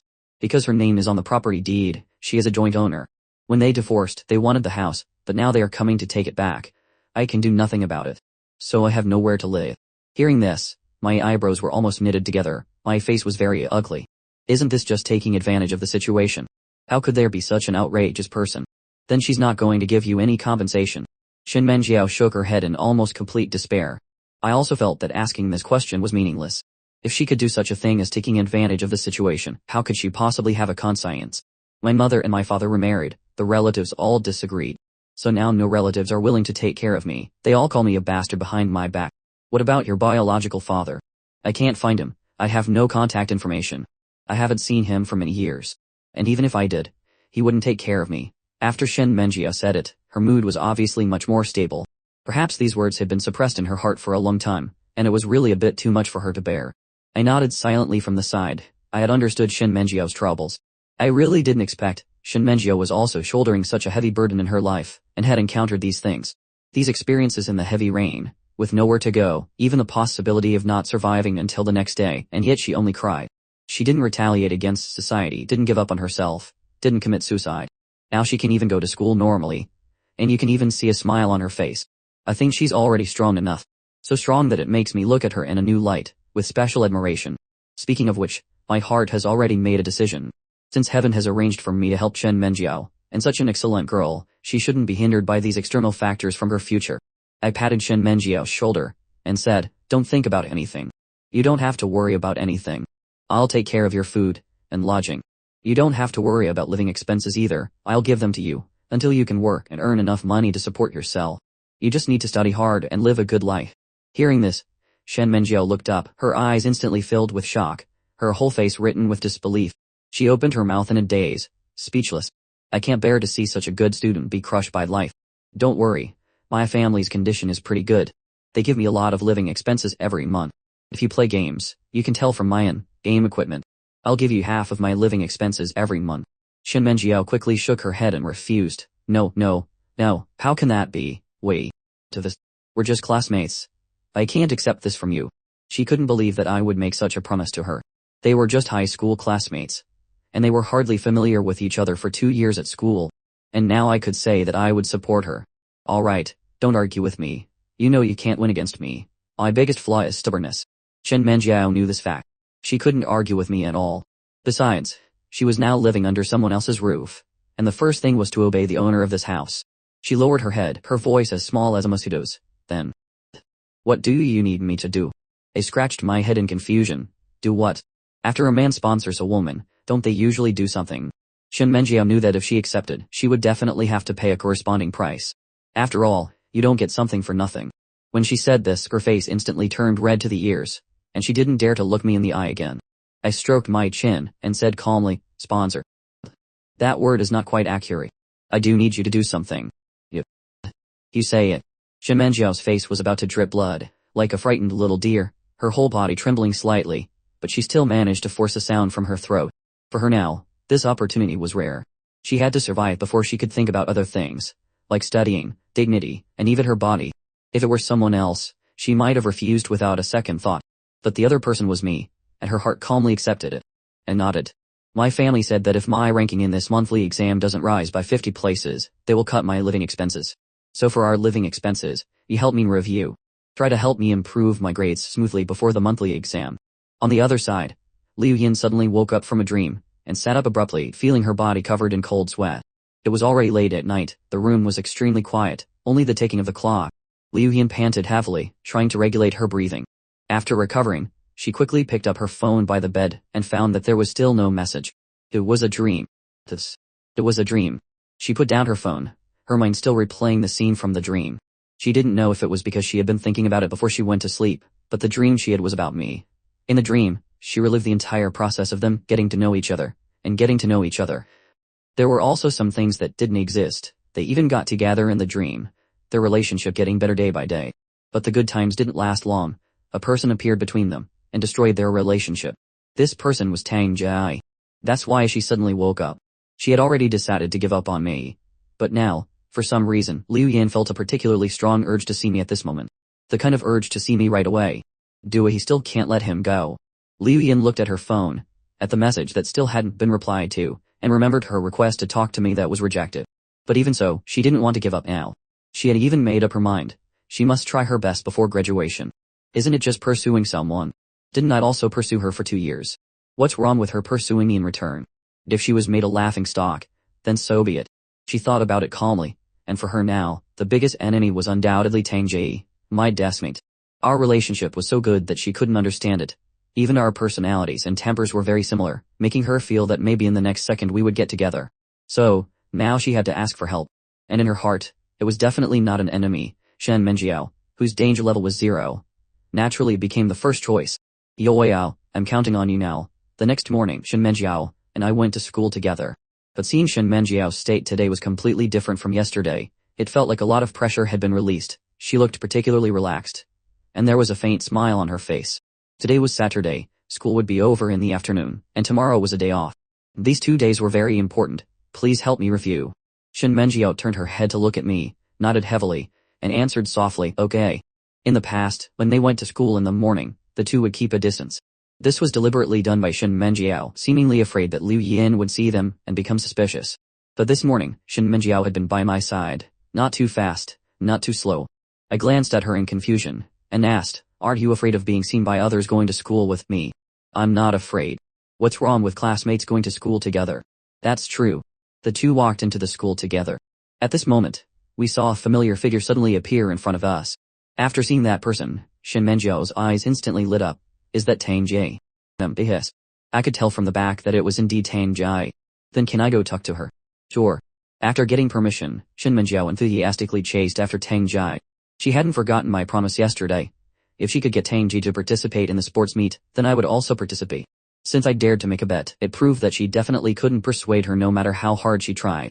So she decided to use a little trick to get the two great generals, me and Tang Jie, on her side. Shen Menjiao ran to Tang Jie's side and greeted her. Hey, Tang Jie happened to be blowing a bubble gum at that time, as big as a fist. But Shen Menjiao's voice directly startled her. The bubble gum burst with a pop and stuck to the corner of her mouth. Sorry, it's okay. Tang Jie replied flatly, then took out the bubble gum wrapper, spat out the gum in her mouth, wrapped it up, and put it in her pocket. Just as Shen Menjiao was about to say something, Tang Jie suddenly leaned close to Shen Menjiao, making her so nervous that she forgot what she was going to say. And Tang Jie was only one step away from Shen Menjiao. She leaned over and sniffed Shen Menjiao, then sniffed her hair. After a slight frown, she showed a knowing smile.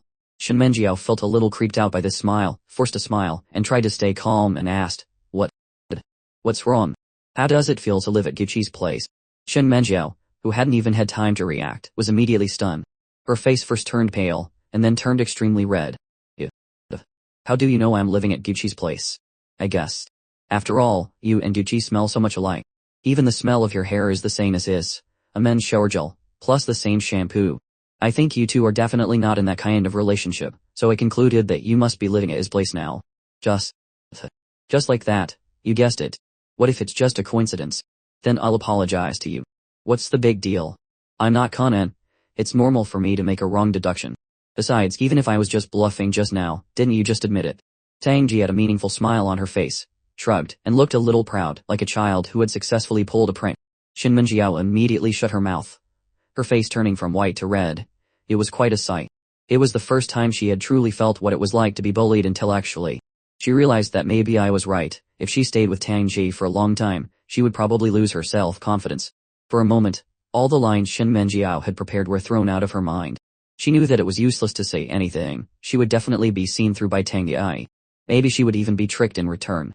But Tang Jie had no intention of letting Shen Menjiao go. She directly grabbed Shen Menjiao's wrist, and with a mischievous smile, she whispered, "Alright, you should tell me why you're living at Gucci's place. You must know what my relationship with Gucci is, right?" Then on the way to the classroom, Shin Menjiao told Tangji everything about how she met me and ended up living at my place, except for what happened last night. She just said that she was currently staying at my place. After hearing Shin Menjiao's tragic story, Tangji also showed a serious expression. The playful expression from before was gone. My condolences. Tangji gently patted Shin Menjiao's shoulder, not knowing what to say to comfort her. Shin Menjiao also understood. After all, she was very similar to me in this regard. After entering the classroom, the two went back to their own seats. But I found that Tangji's expression in her seat was not quite right, so I looked at her with confusion. "What's wrong?" Tangji glanced at me, and said softly, "I was wondering why you didn't have time to play games with me anymore. It turns out you're hiding a beauty in your golden house." I frowned slightly, and in just a few seconds, I figured out what was going on. I also knew that this matter couldn't be hidden from Tangji for long, she would find out sooner or later. "I'm sorry. I don't accept sarcasm." Tangji's lips curled up slightly. Alright, I'm not being sarcastic. I have heard about the class monitor's matter, I approve of what you did." At this moment, I stared at Tangji, hesitated for a moment before slowly speaking. "You approve? If it were you, you wouldn't have done it like me, right? Although your way of doing things is very much in your style, I approve, but I wouldn't do it that way. Unless what? Unless you plan to be with her in the future." I didn't respond to Tangji's words, but turned to look at Shin Menjiao. Just then, Shin Menjiao also turned to look at me, and after the two made eye contact, Shin Menjiao showed a faint smile, and after a dozen seconds, she turned her head away. My teeth were grinding in my mouth, my eyes were deep, as if I were thinking about something. The next second, I spoke. "So I am me, you are you, we are different. Of course there is no standard to judge right or wrong, you just have to do what you think is right." Tangji leaned back in her chair and nodded in agreement with my words, then added, "But I do have a good impression of her, she seems silly and very cute. It's fun to tease her." "Yeah, to you, everyone is silly. By the way, you can also take me as your big brother." "Yes, by the way." "Okay, don't say by the way next time. And call me by my name. Otherwise I'll get goosebumps." "You're too much." Tangji and I looked at each other, and Tangji burst out laughing. After class, Shin Menjiao was about to go to the office alone to ask about the monthly exam next Tuesday. However, when she walked out of the office, she found someone standing at the door with their head down, waiting. "Yin, what are you doing here?" "Waiting for you." "What's up?" Let's talk as we walk." The two walked slowly in the hallway. Liu Yin remembered her firm belief last night, and said, "Yo, I'm not going to give up on Gucci, I want to try to pursue him." "See. Go for it." Liu Yin didn't expect Shen Menjiao to agree with her so readily. She thought Shen Menjiao would persuade her to give up. "Really? You agree? Do you think I can succeed?" "I don't know about that. But you want to try, it's better than having regrets later." You're right." Liu Yin got Shen Menjiao's support, and immediately became much more confident. After all, if you don't get understanding and support for this kind of thing, you really don't have any confidence. "You'll help me, right?" But Shen Menjiao was stunned when she heard this. She didn't want to get involved. But seeing Liu Yin's expectant eyes, she couldn't bear to refuse. "Alright, but how can I help you? Didn't I already help you talk to him before?" "It failed." "Did?" Liu Yin fell into deep thought. Shin Menjiao showed a slightly troubled expression, because she knew that I would never give Liu Yin another chance, no matter what. And Liu Yin was her friend. If she kept helping Liu Yin to pester me, what if I started to dislike her? But on one hand was her good friend, and on the other hand was her. To be honest, Shin Menjiao still didn't know what her relationship with me was. Were they classmates, friends, or roommates? "That's right." Liu Yin suddenly looked at Shin Menjiao seriously, and said, "You help me hold Tangjai back. How about it?" "Oh, why do we have to hold Tangjai back? I think she's my biggest enemy. As long as you get as close to her as possible, and distract her, it should be very simple for you, right?" "No, not simple at all." Time flew by to noon, and at this moment, I was on my way back from the restroom. Suddenly, I heard a weak call from behind me. "Du Chai." But when I saw the person behind me, I couldn't help but frown. Liu Yin. Before, at school, on the surface, we were classmates, but we always pretended not to know each other. Calling my name in the hallway like this had almost never happened. Now she seemed to want to say something to me, but she looked so embarrassed and couldn't bring herself to say it. She was so fidgety, and didn't dare to look me in the eye. At noon, Liu Yin saw me leave the classroom and separate from Tang Jie, and knew that this was her chance. She immediately took action. So at this moment, Shen Menjiao was in the classroom, holding Tang Jie back according to the plan. Shen Menjiao sat in my seat, looking at Tang Jie at the side, wanting to say something but hesitating. Tang Ji put down her pen, looked up and asked, "What's up?" "That." "Tang Ji, do you often play games with Gucci?" Tang Ji was stunned for a moment, and then nodded, "Yeah." "Why? Are you jealous?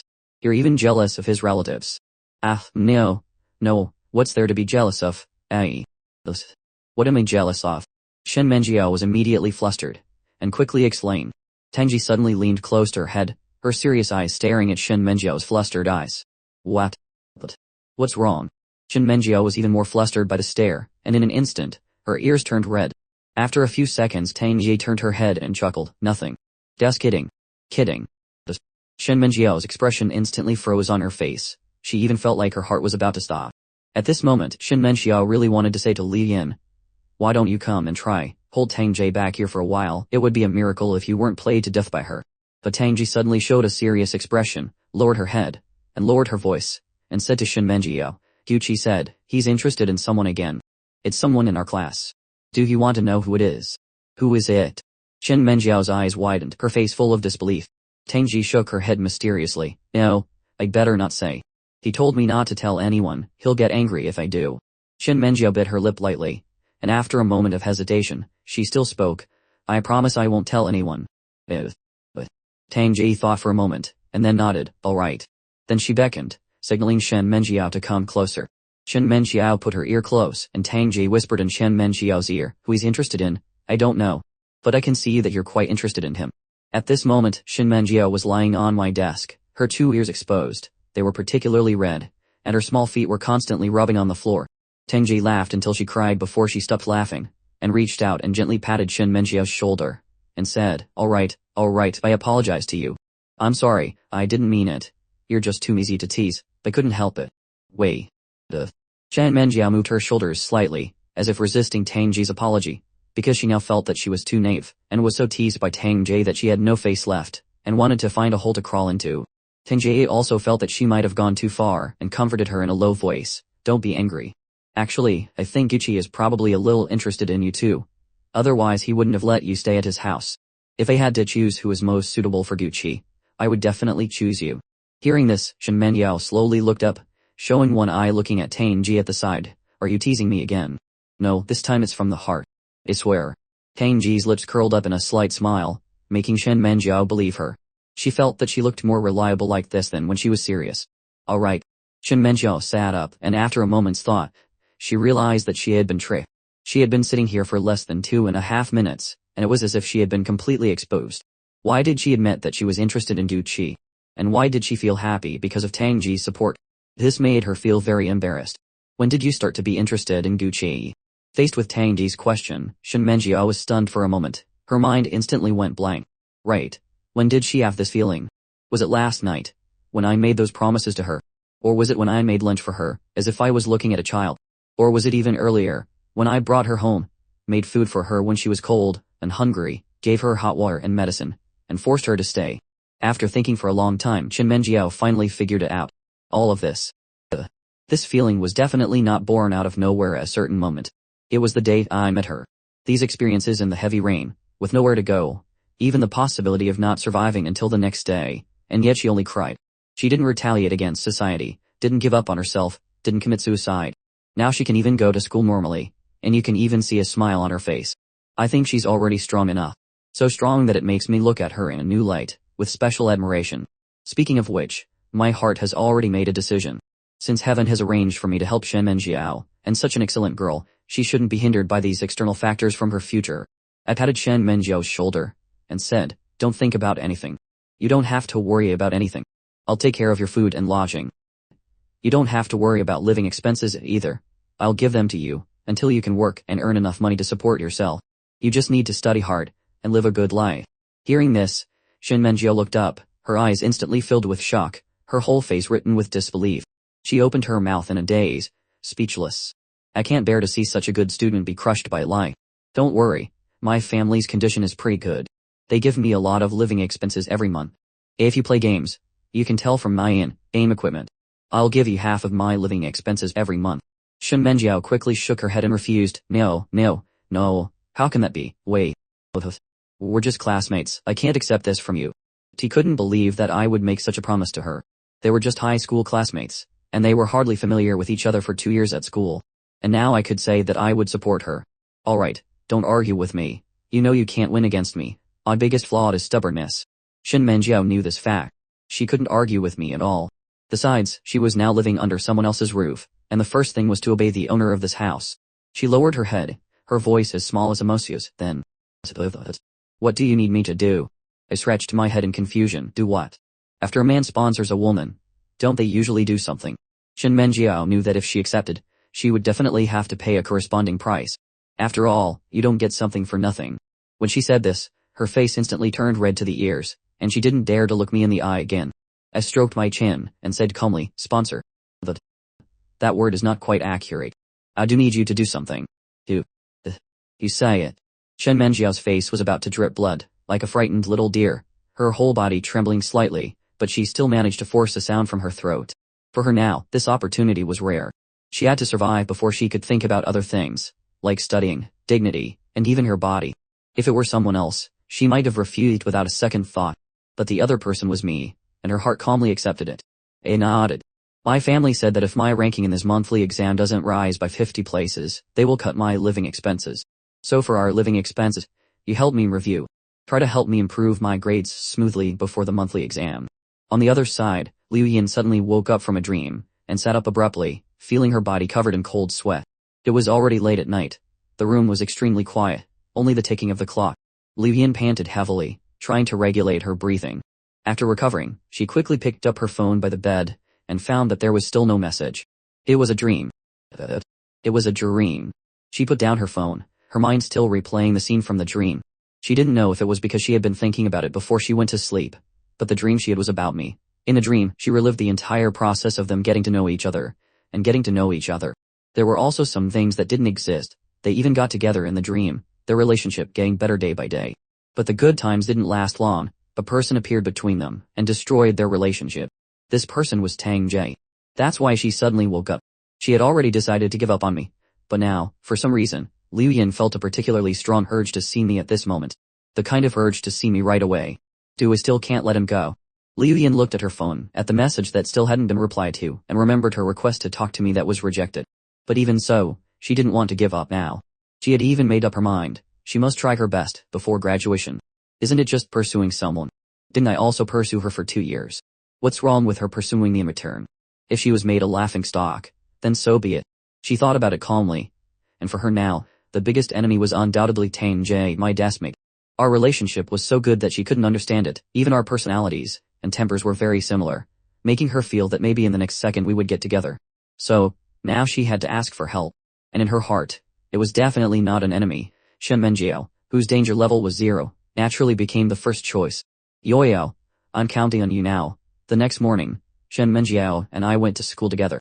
But seeing Shen Menjiao's state today was completely different from yesterday. It felt like a lot of pressure had been released. She looked particularly relaxed, and there was a faint smile on her face.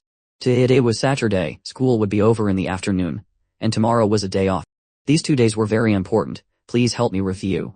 Shen Menjiao turned her head to look at me, nodded heavily, and answered softly, okay. In the past, when they went to school in the morning, the two would keep a distance. This was deliberately done by Shen Menjiao, seemingly afraid that Liu Yin would see them and become suspicious. But this morning, Shen Menjiao had been by my side. Not too fast, not too slow. I glanced at her in confusion, and asked, aren't you afraid of being seen by others going to school with me? I'm not afraid. What's wrong with classmates going to school together? That's true. The two walked into the school together. At this moment, we saw a familiar figure suddenly appear in front of us. After seeing that person, Shen Menjiao's eyes instantly lit up. Is that Tang Jie? Yes. I could tell from the back that it was indeed Tang Jie. Then can I go talk to her? Sure. After getting permission, Shen Menjiao enthusiastically chased after Tang Jie. She hadn't forgotten my promise yesterday. If she could get Tang Jie to participate in the sports meet, then I would also participate. Since I dared to make a bet, it proved that she definitely couldn't persuade her no matter how hard she tried. So she decided to use a little trick to get the two great generals, me and Tang Jie, on her side. Shen Menjiao ran to Tang Jie's side and greeted her. Hey, Tang Jie happened to be blowing a bubble gum at that time, as big as a fist. But Shen Menjiao's voice directly startled her. The bubble gum burst with a pop and stuck to the corner of her mouth. Ah, sorry, it's okay. Tang Jie replied flatly, then took out the bubble gum wrapper, spat out the gum in her mouth, wrapped it up, and put it in her pocket. Just as Shen Menjiao was about to say something, Tang Ji suddenly leaned close to Shen Menjiao, making her so nervous that she forgot what she was going to say. And Tang Ji was only one step away from Shen Menjiao. She leaned over and sniffed Shen Menjiao, then sniffed her hair. After a slight frown, she showed a knowing smile. Shen Menjiao felt a little creeped out by the smile, forced a smile, and tried to stay calm and asked, "What? What's wrong? How does it feel to live at Gucci's place?" Shen Menjiao, who hadn't even had time to react, was immediately stunned. Her face first turned pale, and then turned extremely red. How do you know I'm living at Gucci's place? I guess. After all, you and Gucci smell so much alike. Even the smell of your hair is the same as his. A men's shower gel. Plus the same shampoo. I think you two are definitely not in that kind of relationship, so I concluded that you must be living at his place now. Just like that. You guessed it. What if it's just a coincidence? Then I'll apologize to you. What's the big deal? And Nakanon, it's normal for me to make a wrong deduction. Besides, even if I was just bluffing just now, didn't you just admit it? Tangji had a meaningful smile on her face, shrugged, and looked a little proud, like a child who had successfully pulled a prank. Shen Menjiao immediately shut her mouth, her face turning from white to red. It was quite a sight. It was the first time she had truly felt what it was like to be bullied intellectually. She realized that maybe I was right. If she stayed with Tangji for a long time, she would probably lose her self-confidence. For a moment, all the lines Shen Menjiao had prepared were thrown out of her mind. She knew that it was useless to say anything. She would definitely be seen through by Tangji. Maybe she would even be tricked in return. But Tangji had no intention of letting Shen Menjiao go. She directly grabbed Shen Menjiao's wrist, and with a mischievous smile, she whispered, "Alright, you should tell me why you're living at Gucci's place. You must know what my relationship with Gucci is, right?" Then on the way to the classroom, Shen Menjiao told Tangji everything about how she met me and ended up living at my place, except for what happened last night. She just said that she was currently staying at my place. After hearing Shen Menjiao's tragic story, Tangji also showed a serious expression. The playful expression from before was gone. "See. My condolences." Tangji gently patted Shen Menjiao's shoulder, not knowing what to say to comfort her. Shen Menjiao also understood. After all, she was very similar to me in this regard. After entering the classroom, the two went back to their own seats. But I found that Tangji's expression in her seat was not quite right, so I looked at her with confusion. "What's wrong?" Tangji glanced at me, and said softly, "I was wondering why you didn't have time to play games with me anymore. It turns out you're hiding a beauty in your golden house." I frowned slightly, and in just a few seconds, I figured out what was going on. I also knew that this matter couldn't be hidden from Tangji for long. She would find out sooner or later. "I'm sorry. I don't accept sarcasm." Tangji's lips curled up slightly. Alright, I'm not being sarcastic. I have heard about the class monitor's matter. I approve of what you did." At this moment, I stared at Tangji, hesitated for a moment before slowly speaking. "You approve? If it were you, you wouldn't have done it like me, right? Although your way of doing things is very much in your style, I approve. But I wouldn't do it that way. Unless what? Unless you plan to be with her in the future." I didn't respond to Tangji's words, but turned to look at Shen Menjiao. Just then, Shen Menjiao also turned to look at me, and after the two made eye contact, Shen Menjiao showed a faint smile, and after a dozen seconds, she turned her head away. My teeth were grinding in my mouth, my eyes were deep as if I were thinking about something. The next second they spoke, "So I am me, you are you, we are different. Of course there is no standard to judge right or wrong, you just have to do what you think is right." Tangji leaned back in her chair and nodded in agreement with my words, then added, "But I do have a good impression of her. She seems silly and very cute. It's fun to tease her." "Yeah, to you, everyone is silly. By the way, you can also take me as your big brother." "Just by the way." "Okay, don't say by the way next time. And call me by my name, otherwise I'll get goosebumps." "You're too much." Tangji and I looked at each other and Tangji burst out laughing. After class, Shen Menjiao was about to go to the office alone to ask about the monthly exam next Tuesday. However, when she walked out of the office, she found someone standing at the door with their head down, waiting. Ian, what are you doing here?" "Waiting for you." "What's up?" Let's talk as we walk." The two walked slowly in the hallway. Liu Yin remembered her firm belief last night, and said, "Yo, I'm not going to give up on Gucci. I want to try to pursue him." "I see. Go for it." Liu Yin didn't expect Shen Menjiao to agree with her so readily. She thought Shen Menjiao would persuade her to give up. "Really? You agree? Do you think I can succeed?" "I don't know about that. But you want to try. It's better than having regrets later." You're right." Liu Yin got Shen Menjiao's support, and immediately became much more confident. After all, if you don't get understanding and support for this kind of thing, you really don't have any confidence. "You'll help me, right?" "That Shen Menjiao was stunned when she heard this. She didn't want to get involved. But seeing Liu Yin's expectant eyes, she couldn't bear to refuse. Alright, but how can I help you? Didn't I already help you talk to him before? It failed. The Liu Yin fell into deep thought. Shen Menjiao showed a slightly troubled expression, because she knew that I would never give Liu Yin another chance, no matter what. And Liu Yin was her friend. If she kept helping Liu Yin to pester me, what if I started to dislike her? But on one hand was her good friend, and on the other hand was her. To be honest, Shen Menjiao still didn't know what her relationship with me was. Were they classmates, friends, or roommates? That's right. Liu Yin suddenly looked at Shen Menjiao seriously, and said, you helped me hold Tang Jie back. How about it?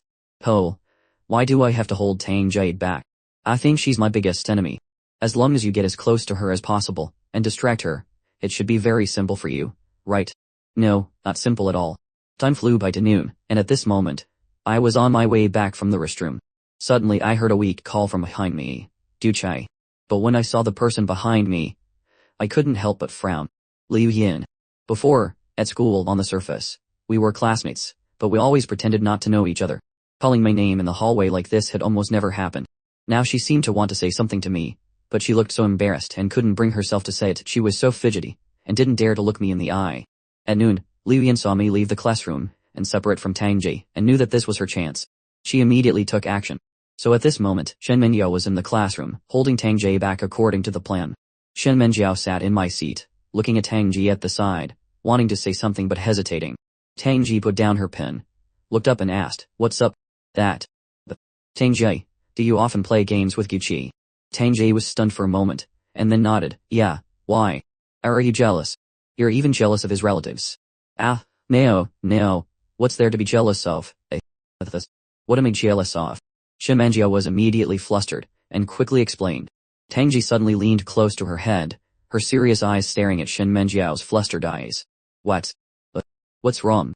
Shen Menjiao was even more flustered by the stare, and in an instant, her ears turned red. After a few seconds, Tang Jie turned her head and chuckled. Nothing. Just kidding. Kidding. Shen Menjiao's expression instantly froze on her face. She even felt like her heart was about to stop. At this moment, Shen Menjiao really wanted to say to Liu Yin, why don't you come and try, hold Tang Jie back here for a while. It would be a miracle if you weren't played to death by her. But Tang Jie suddenly showed a serious expression, lowered her head, and lowered her voice, and said to Shen Menjiao, Duqi said, he's interested in someone again. It's someone in our class. Do you want to know who it is? Who is it? Shen Menjiao's eyes widened, her face full of disbelief. Tang Jie shook her head mysteriously. No, I'd better not say. He told me not to tell anyone. He'll get angry if I do. Shen Menjiao bit her lip lightly, and after a moment of hesitation, she still spoke. I promise I won't tell anyone. Tang Jie thought for a moment, and then nodded, all right. Then she beckoned, signaling Shen Menjiao to come closer. Shen Menjiao put her ear close, and Tang Jie whispered in Shen Menjiao's ear, who he's interested in. I don't know. But I can see that you're quite interested in him. At this moment, Shen Menjiao was lying on my desk, her two ears exposed. They were particularly red, and her small feet were constantly rubbing on the floor. Tang Jie laughed until she cried before she stopped laughing and reached out and gently patted Shen Menjiao's shoulder, and said, all right, I apologize to you. I'm sorry, I didn't mean it, you're just too easy to tease, I couldn't help it. Wait. Shen Menjiao moved her shoulders slightly, as if resisting Tang Jie's apology, because she now felt that she was too naive, and was so teased by Tang Jie that she had no face left, and wanted to find a hole to crawl into. Tang Jie also felt that she might have gone too far, and comforted her in a low voice. Don't be angry. Actually, I think Guqi is probably a little interested in you too, otherwise he wouldn't have let you stay at his house. If I had to choose who is most suitable for Guqi, I would definitely choose you. Hearing this, Shen Menjiao slowly looked up, showing one eye looking at Tang Jie at the side. Are you teasing me again? Ayo, this time it's from the heart. I swear. Tang Jie's lips curled up in a slight smile, making Shen Menjiao believe her. She felt that she looked more reliable like this than when she was serious. Alright. Shen Menjiao sat up, and after a moment's thought, she realized that she had been tricked. She had been sitting here for less than 2.5 minutes, and it was as if she had been completely exposed. Why did she admit that she was interested in Guqi? And why did she feel happy? Because of Tang Jie's support. This made her feel very embarrassed. When did you start to be interested in Guqi? Faced with Tang Jie's question, Shen Menjiao was stunned for a moment. Her mind instantly went blank. Right. When did she have this feeling? Was it last night, when I made those promises to her? Or was it when I made lunch for her, as if I was looking at a child? Or was it even earlier, when I brought her home, made food for her when she was cold and hungry, gave her hot water and medicine, and forced her to stay. After thinking for a long time, Shen Menjiao finally figured it out. All of this. This feeling was definitely not born out of nowhere at a certain moment. It was the day I met her, and started to slowly develop feelings for me, and then it grew day by day. Until now, she had to admit, she would secretly rejoice when I rejected Liu Yin, and feel relieved when she learned about my relationship with Tang Jie. She would even feel uneasy when her female classmates talked to me. If all of this couldn't prove that she was interested in me, she would just deny it to the death. From the first day, I stayed at Guqi's house. Shen Menjiao answered honestly. She didn't feel embarrassed at all, because everything she had now was given to her by me. Oh, I see. Are you really content with that now? Shen Menjiao was stunned, and asked blankly, what do you mean? Tang Ji pointed at the empty seat in front with her pen, and said, I know what you're here for. Your colleague Liu Yin went out when you came over. She went to find Guqi, right? She's been sneaking glances at Guqi these past few days, and at me too, by the way. With her way of thinking, she probably thinks I'm her love rival, and then asked you to come in and chat with me so she could go find Guqi, to prevent me from suddenly running out and bumping into them, and ruining her plans. Isn't that right? Hungry. Though. Shen Menjiao's mouth was slightly agape, but she was speechless for a long time, unable to say a single word. Tang Ji reached out and stopped her, and said, you don't have to say anything to me. Whether it's true or not, it doesn't matter. After all, it has nothing to do with me. I just wanted to help you out because I offended you just now. I know you're doing this for a friend, but are you really content? Tang Ji's question completely stumped Shen Menjiao. Her brain had lost the ability to control herself. Her mind was in a mess. Seeing that Shen Menjiao didn't reply, Tang Ji waved her hand and said, of course, I don't understand love. If you're content, then just pretend I didn't say anything. Shen Menjiao took a deep breath, and bit her lip hard. Her fists under the table were clenched, her fingertips so tight they turned white. Her heart was also gradually beating faster. At this moment, after being called by Liu Yin, I didn't want to pay attention, but she rushed over and grabbed my sleeve, and pulled me to the stairwell, saying she wanted to talk. I didn't dare to forcefully pull away, afraid of making her fall. No matter what, I still couldn't be so harsh on a girl. Guqi, hurry up and say it. I frowned, my tone revealing my annoyance. Although at this moment it made Liu Yin's heart feel a trace of fear and strangeness. But she thought of the dream she had last night. It was not good to back down now. I know I promised you many times before that I would be with you, but I broke my promise. Now, nothing can make up for the harm I've caused you. But I still hope you can give me a chance. Can we still be good friends like before? I was stern, and I shouldn't have to explain any further. I thought any explanation would be useless. After saying that, I was about to turn and leave. But Liu Yin obviously didn't want to let go of this rare opportunity, and reached out and grabbed my arm again. Then what do I have to do for you to forgive me? I frowned, and shook my arm, but I couldn't shake Liu Yin off at all. Being pestered like this made my head itch. I thought to myself, why is Liu Yin a girl? If it were a boy, I would definitely use violence. Now I can only hope that class will start soon. If you continue like this. At this moment, the two suddenly heard a familiar voice. Turning their heads, they saw that Tang Ji had arrived here at some point, with Shen Menjiao behind her. I have something to talk to you about, come with me. Tang Ji almost completely ignored Liu Yin, and casually stepped forward and pulled me away, leaving Liu Yin standing there in a daze. Shen Menjiao walked over and said in a low voice, I'm sorry, Yin. I couldn't stop Tang Ji. It's okay. At this moment, I breathed a sigh of relief, and said in a low voice to Tang Ji, thanks. However, Tang Ji glanced behind her, you don't have to thank me, I am just helping someone. On Saturday, school was over at around 4:30 in the afternoon. I was worried about being held back by someone again, so I left the classroom immediately after class. After Shen Menjiao packed her things, she saw that Liu Yin was in a bad mood, and she couldn't comfort her. What happened at noon seemed to have a great impact on her. Shen Menjiao's gaze then shifted to Tang Ji, who was about to leave, and then slowly followed her. After leaving the teaching building, she quickly walked up to Tang Ji. Tang Ji, thank you for what you did at noon. At that time, she had thought for a long time, and decided to ask Tang Ji for help. Tang Ji knew that she wanted to maintain her friendship with Liu Yin, and didn't want Liu Yin and I to have contact, so she proposed to be the bad guy. Anyway, didn't Liu Yin see her as a love rival? Then let her continue to think so. And then what happened at noon? It's nothing. Not to mention it was to compensate you, just based on your current situation. I should help you. Shen Menjiao now really felt that it was nothing. At least she and Tang Ji should be considered friends now. The things she had teased her about, she no longer cared about. Shen Menjiao suddenly thought of something and asked, by the way, are you free tomorrow? And that, if playing games at home counts as being busy, then yes. Then do you want to come to Gucci's place? We can play together. The more the merrier, right? Tang Ji looked at Shen Menjiao at the side with a strange look. That look was as if she was questioning. Are you serious? After all, it was finally the weekend. Weren't you two going to be alone at home? Doesn't Gucci need to review? I told him yesterday that he should balance work and rest. And he quite agreed. Tang Ji nodded in response. Then I'll go tomorrow. Oh, right, and that. Shen Menjiao thought of something, and took out from her pocket the phone I had given her. Can we be friends? I'm sure. Tang Ji also took out her phone, and they became friends. Making friends with a classmate, to Shen Menjiao, was obviously a very simple and ordinary thing. But now, having made friends with Tang Ji, she felt particularly happy. Shen Menjiao and Tang Ji are together. What's going on? Why isn't she with Liu Yin and the others? At this moment, behind Shen Menjiao and Tang Ji, two boys were following them. One of them was Lu Bo. Today, when he saw Shen Menjiao sitting in my seat, he felt something was wrong. After school in the evening, he secretly followed them. Although he really wanted to know what they were talking about, but he couldn't follow too closely, to avoid not being able to explain it later. Until Shen Menjiao and Tang Ji said goodbye to each other, and went their separate ways. Liang Jiaxian patted Lu Bo on the shoulder, and said, all right. Let's go home too.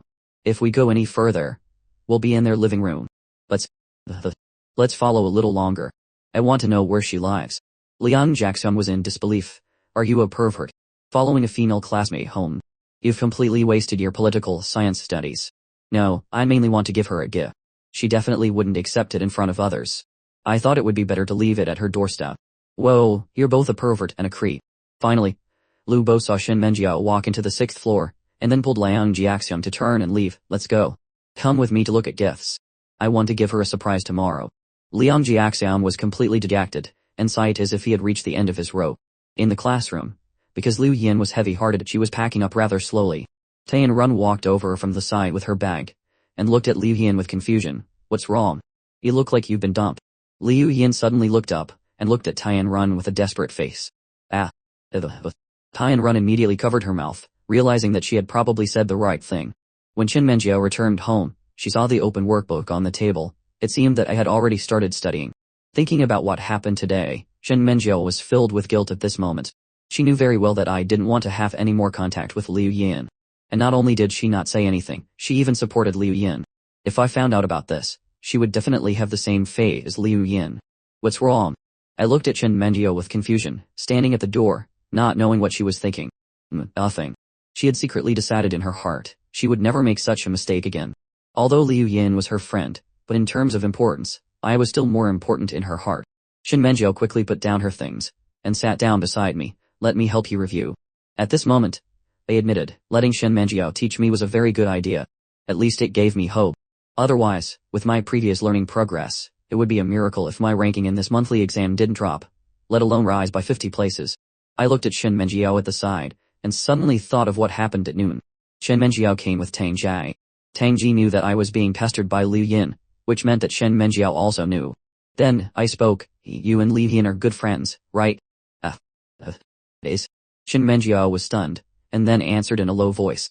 She was a little uneasy in her heart, always feeling that I knew something, and was going to question her.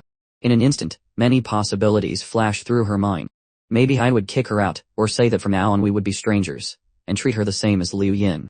After a moment, I continued, just do me a favor, don't let her pester me anymore. I can't do anything to a girl. You should persuade her, I'm begging you. Shen Menjiao was slightly stunned, and was stunned for a few seconds before she reacted. You're begging me for help.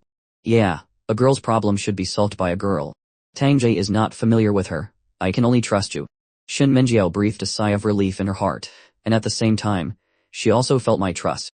She nodded heavily and said seriously, don't worry. From now on, as long as I'm here, I will never let her pester you again. 10th. After solving Liu Yin's problem, now Shen Menjiao was thinking whether she should tell me about her inviting Tang Ji to play. After all, this was my home. At that time, she just thought of the relationship between Tang Ji and me, but I probably wouldn't object, so she made the decision on her own.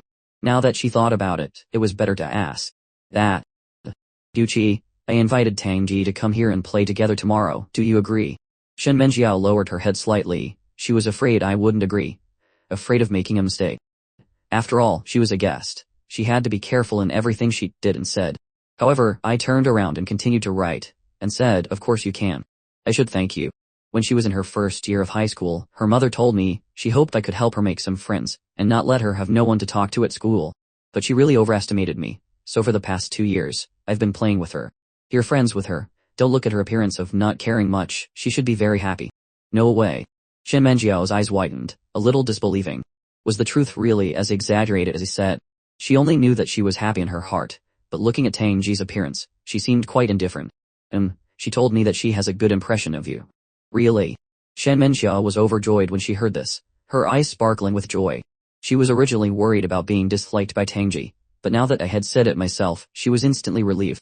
When it was after 7 o'clock in the evening, the two were both a little hungry.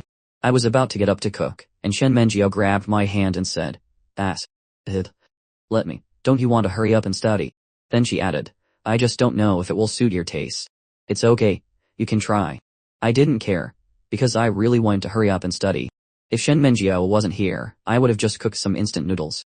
Shen Menjiao came to the kitchen and remembered that when she was at home before, she would often cook for her parents. It was a pity that she no longer had this opportunity. Although I wanted to study a little more at this time, but my attention would still occasionally drift to the kitchen, because I had never seen Shen Menjiao cook, and was worried that she would make a mistake, and the food would be inedible, or that an accident would happen.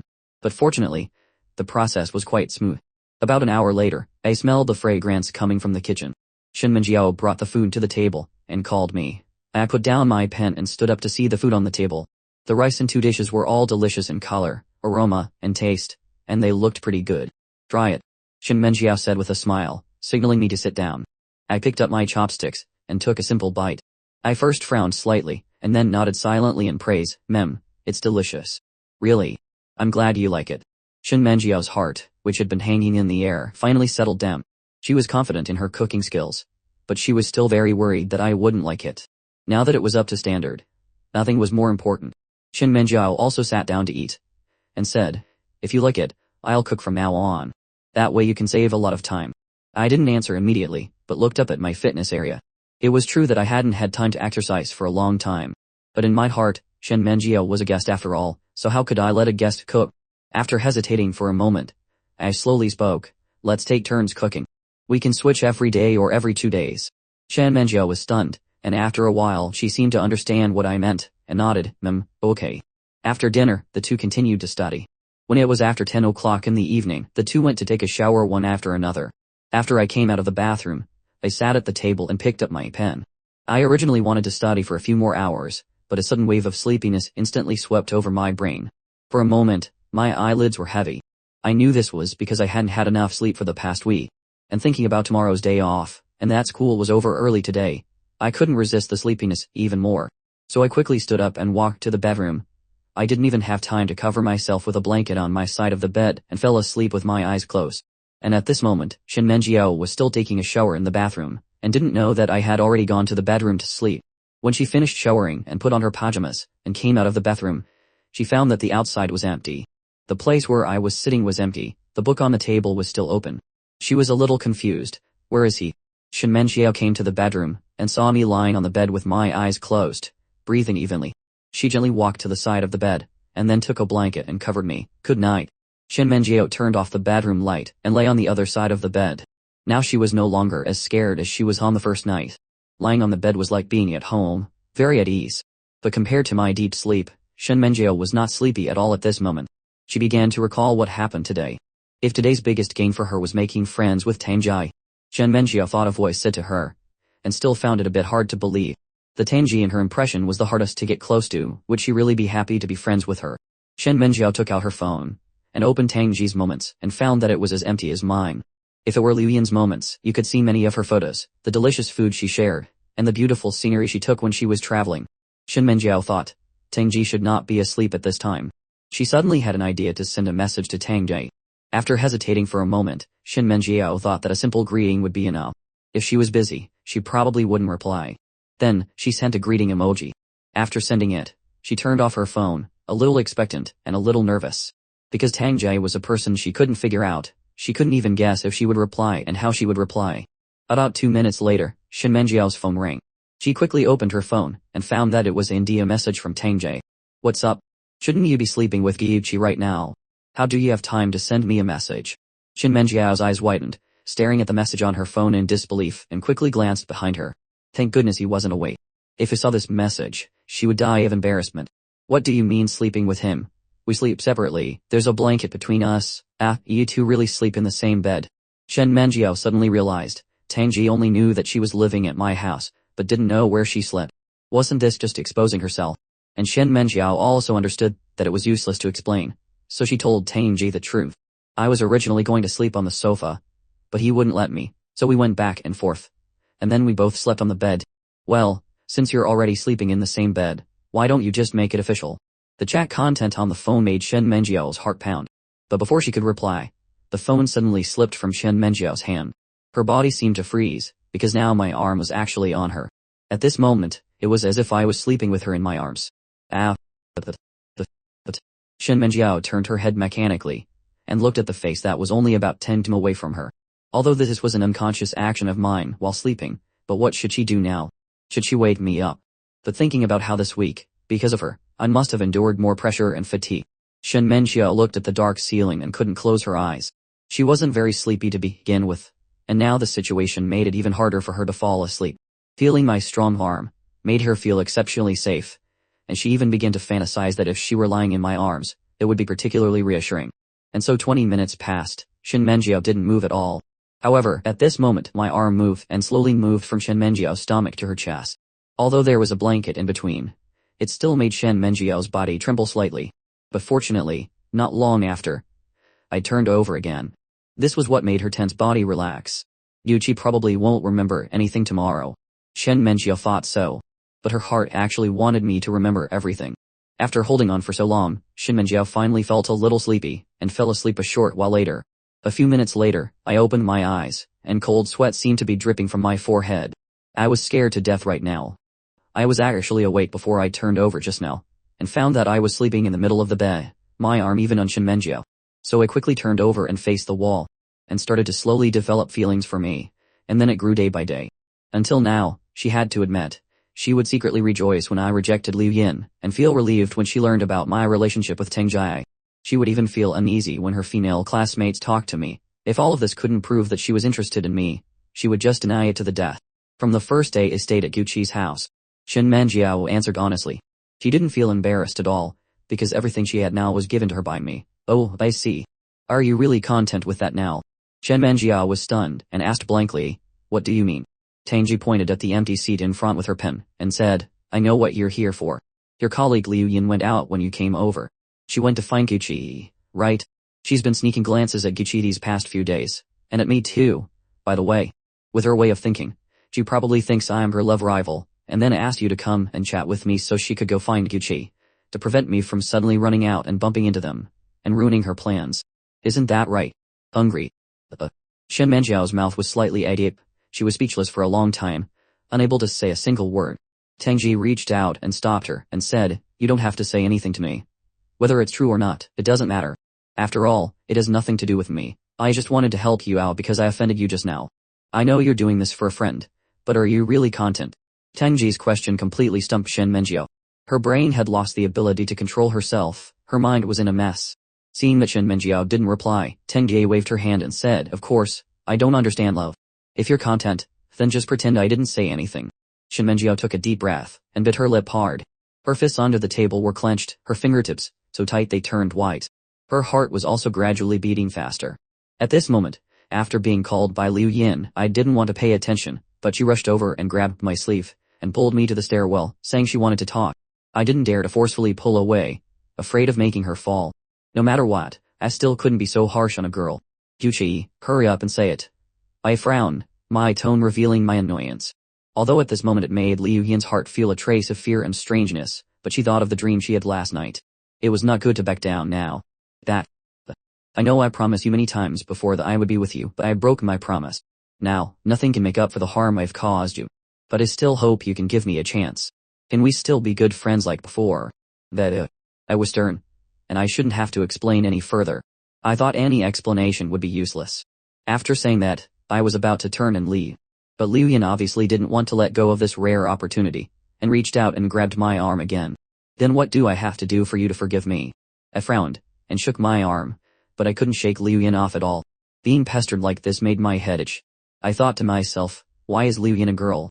If it were a boy, I would definitely use violence. Now I can only hope that class will start soon. If you continue like this. At this moment, the two suddenly heard a familiar voice. Turning their heads, they saw that Tang Ji had arrived here at some point with Shin Menjiao behind her. I have something to talk to you about, come with me. Tang Ye almost completely ignored Liu Yin and casually stepped forward and pulled me away, leaving Liu Yin standing there in a daze.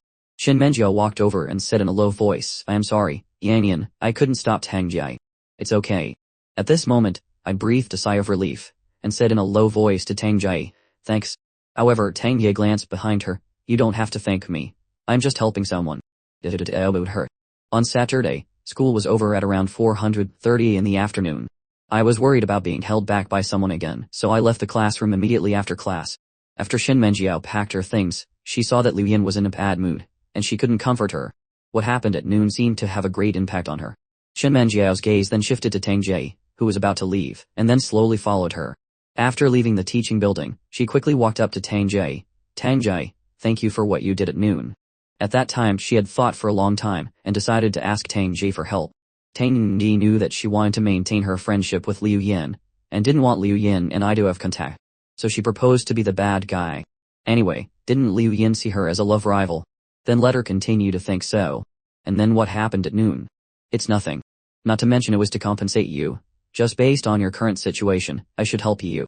Shen Menjiao now really felt that it was nothing. At least she and Tang Ji should be considered friends now. The things she had teased her about, she no longer cared about. Shin Menjiao suddenly thought of something and asked, by the way, are you free tomorrow? If playing games at home counts as being busy, then yes. Then do you want to come to Gucci's place? We can play together. The more the merrier, right? Tang Ji looked at Shin Menjiao at the side with a strange look. That look was as if she was questioning, are you serious? After all, it was finally the weekend. Weren't you two going to be alone at home? Doesn't Gucci need to review? I told him yesterday that he should balance work and rest, and he quite agreed. Tang Ji nodded in response. Then I'll go tomorrow. All right, and that. Shen Menjiao thought of something and took out from her pocket the phone I had given her. Can we be friends? I'm sure. Tang Ji also took out her phone, and they became friends. Making friends with a classmate, to Shen Menjiao, was obviously a very simple and ordinary thing.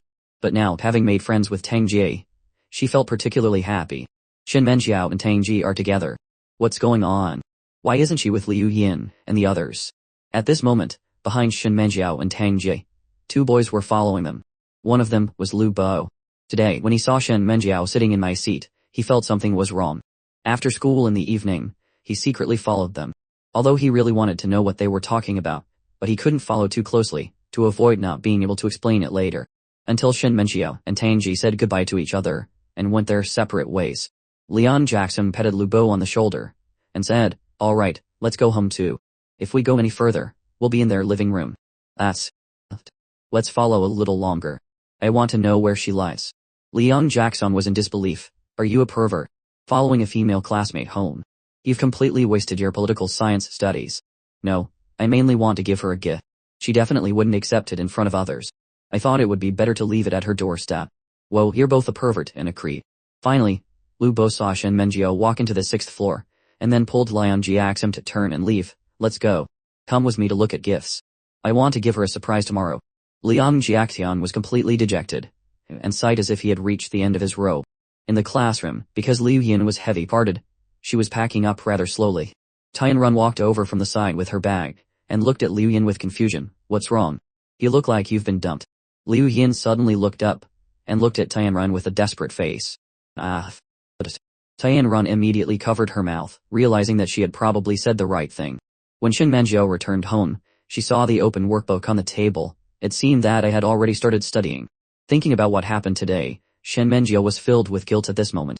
She knew very well that I didn't want to have any more contact with Liu Yin. And not only did she not say anything, she even supported Liu Yin. If I found out about this, she would definitely have the same fate as Liu Yin. What's wrong? I looked at Shen Menjiao with confusion, standing at the door, not knowing what she was thinking. Nothing.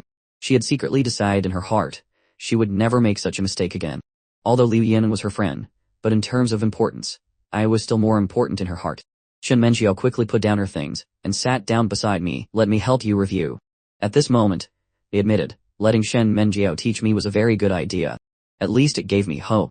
Otherwise, with my previous learning progress, it would be a miracle if my ranking in this monthly exam didn't drop, let alone rise by 50 places. I looked at Shen Menjiao at the side, and suddenly thought of what happened at noon. Shen Menjiao came with Tang Jai. Tang Ji knew that I was being pestered by Liu Yin, which meant that Shen Menjiao also knew. Then, I spoke. You and Liu Yin are good friends, right? What's a face? Shen Menjiao was stunned, and then answered in a low voice. She was a little uneasy in her heart, always feeling that I knew something, and was going to question her. In an instant, many possibilities flashed through her mind. Maybe I would kick her out, or say that from now on we would be strangers, and treat her the same as Liu Yin. After a moment, I continued, just do me a favor. Don't let her pester me anymore. I can't do anything to a girl. You should persuade her, I'm begging you. Shen Menjiao was slightly stunned, and was stunned for a few seconds before she reacted, you're begging me for help. Yeah, a girl's problem should be solved by a girl. Tang Jie is not familiar with her, I can only trust you. Shen Menjiao breathed a sigh of relief in her heart, and at the same time, she also felt my trust. She nodded heavily and said seriously, don't worry. From now on, as long as I'm here, I will never let her pester you again. Thanks. After solving Liu Yin's problem, now Shen Menjiao was thinking whether she should tell me about her inviting Tang Ji to play. After all, this was my home. At that time, she just thought of the relationship between Tang Ji and me. I probably wouldn't object, so she made the decision on her own. Now that she thought about it, it was better to ask. That. Qiuqi, I invited Tang Ji to come here and play together tomorrow. Do you agree? Shen Menjiao lowered her head slightly. She was afraid I wouldn't agree, afraid of making a mistake. After all, she was a guest, she had to be careful in everything she did and said. However, I turned around and continued to write, and said, of course you can. I should thank you. When she was in her first year of high school, her mother told me she hoped I could help her make some friends, and not let her have no one to talk to at school. But she really overestimated me, so for the past 2 years, I've been playing with her. You're friends with her, don't look at her appearance of not caring much, she should be very happy. No way. Shen Menjiao's eyes widened, a little disbelieving. Was the truth really as exaggerated as is said? She only knew that she was happy in her heart, but looking at Tang Ji's appearance, she seemed quite indifferent. She told me that she has a good impression of you. Really? Shen Menjiao was overjoyed when she heard this, her eyes sparkling with joy. She was originally worried about being disliked by Tang Jie, but now that I had said it myself, she was instantly relieved. When it was after 7 o'clock in the evening, the two were both a little hungry. I was about to get up to cook, and Shen Menjiao grabbed my hand and said, that does it. Let me. Don't you want to hurry up and study? Then she added, I just don't know if it will suit your taste. It's okay, you can try. I didn't care because I really wanted to hurry up and study. If Shen Menjiao wasn't here, I would have just cooked some instant noodles. Shen Menjiao came to the kitchen, and remembered that when she was at home before, she would often cook for her parents. It was a pity that she no longer had this opportunity. Although I wanted to study a little more at this time, but my attention would still occasionally drift to the kitchen. Because I had never seen Shen Menjiao cook, and was worried that she would make a mistake and the food would be inedible, or that an accident would happen. But fortunately, the process was quite smooth. About an hour later, I smelled the fragrance coming from the kitchen. Shen Menjiao brought the food to the table and called me. I put down my pen and stood up to see the food on the table. The rice and 2 dishes were all delicious in color, aroma, and taste, and they looked pretty good. Try it. Shen Menjiao said with a smile, signaling me to sit down. I picked up my chopsticks, and took a simple bite. I first frowned slightly, and then nodded silently in praise. It's delicious. Really? I'm glad you like it. Shen Menjiao's heart, which had been hanging in the air, finally settled down. She was confident in her cooking skills, but she was still very worried that I wouldn't like it. Now that it was up to standard, nothing was more important. Shen Menjiao also sat down to eat, and said, if you like it, I'll cook from now on. That way you can save a lot of time. I didn't answer immediately, but looked up at my fitness area. It was true that I hadn't had time to exercise for a long time. But in my heart, Shen Menjiao was a guest after all, so how could I let a guest cook? After hesitating for a moment, I slowly spoke, let's take turns cooking. We can switch every day or every 2 days. Shen Menjiao was stunned, and after a while, she seemed to understand what I meant, and nodded, okay. After dinner, the two continued to study. When it was after 10 o'clock in the evening, the two went to take a shower one after another. After I came out of the bathroom, I sat at the table and picked up my pen. I originally wanted to study for a few more hours, but a sudden wave of sleepiness instantly swept over my brain. For a moment, my eyelids were heavy. I knew this was because I hadn't had enough sleep for the past week. And thinking about tomorrow's day off, and that school was over early today, I couldn't resist the sleepiness even more. So I quickly stood up and walked to the bedroom. I didn't even have time to cover myself with a blanket on my side of the bed and fell asleep with my eyes closed. And at this moment, Shin Manjiao was still taking a shower in the bathroom, and didn't know that I had already gone to the bedroom to sleep. When she finished showering and put on her pajamas and came out of the bathroom, she found that the outside was empty. The place where I was sitting was empty. The book on the table was still open. She was a little confused. Where is he? Shin Manjiao came to the bedroom and saw me lying on the bed with my eyes closed, breathing evenly. She gently walked to the side of the bed, and then took a blanket, and covered me. Good night. Shin Manjiao turned off the bedroom light, and lay on the other side of the bed. Now she was no longer as scared as she was on the first night. Lying on the bed it was like being at home, very at ease. But compared to my deep sleep, Shin Manjiao was not sleepy at all at this moment. She began to recall what happened today. If today's biggest gain for her was making friends with Tang Jai. Shin Manjiao thought of what is said to her, and still found it a bit hard to believe. The Tang Ji in her impression was the hardest to get close to. Would she really be happy to be friends with her? Shin Manjiao took out her phone, and opened Tang Ji's moments, and found that it was as empty as mine. If it were Li Yan's moments, you could see many of her photos, the delicious food she shared, and the beautiful scenery she took when she was traveling. Shin Manjiao thought, Tang Ji should not be asleep at this time. She suddenly had an idea to send a message to Tang Ji. After hesitating for a moment, Shin Manjiao thought that a simple greeting would be enough. If she was busy, she probably wouldn't reply. Then, she sent a greeting emoji. After sending it, she turned off her phone, a little expectant, and a little nervous. Because Tang Ji was a person she couldn't figure out, she couldn't even guess if she would reply, and how she would reply. About 2 minutes later, Shin Manjiao's phone rang. She quickly opened her phone, and found that it was indeed a message from Tang Ji. What's up? Shouldn't you be sleeping with Gucci right now? How do you have time to send me a message? Shin Manjiao's eyes widened, staring at the message on her phone in disbelief, and quickly glanced behind her. Thank goodness he wasn't awake. If he saw this message, she would die of embarrassment. What do you mean sleeping with him? We sleep separately. There's a blanket between us. You two really sleep in the same bed. Shin Manjiao suddenly realized Tang Ji only knew that she was living at my house, but didn't know where she slept. Wasn't this just exposing herself? And Shin Manjiao also understood that it was useless to explain. So she told Tang Ji the truth. I was originally going to sleep on the sofa, but he wouldn't let me, so we went back and forth, and then we both slept on the bed. Well, since you're already sleeping in the same bed, why don't you just make it official? The chat content on the phone made Shin Manjiao's heart pound. But before she could reply, the phone suddenly slipped from Shin Manjiao's hand. Her body seemed to freeze, because now my arm was actually on her. At this moment it was as if I was sleeping with her in my arms.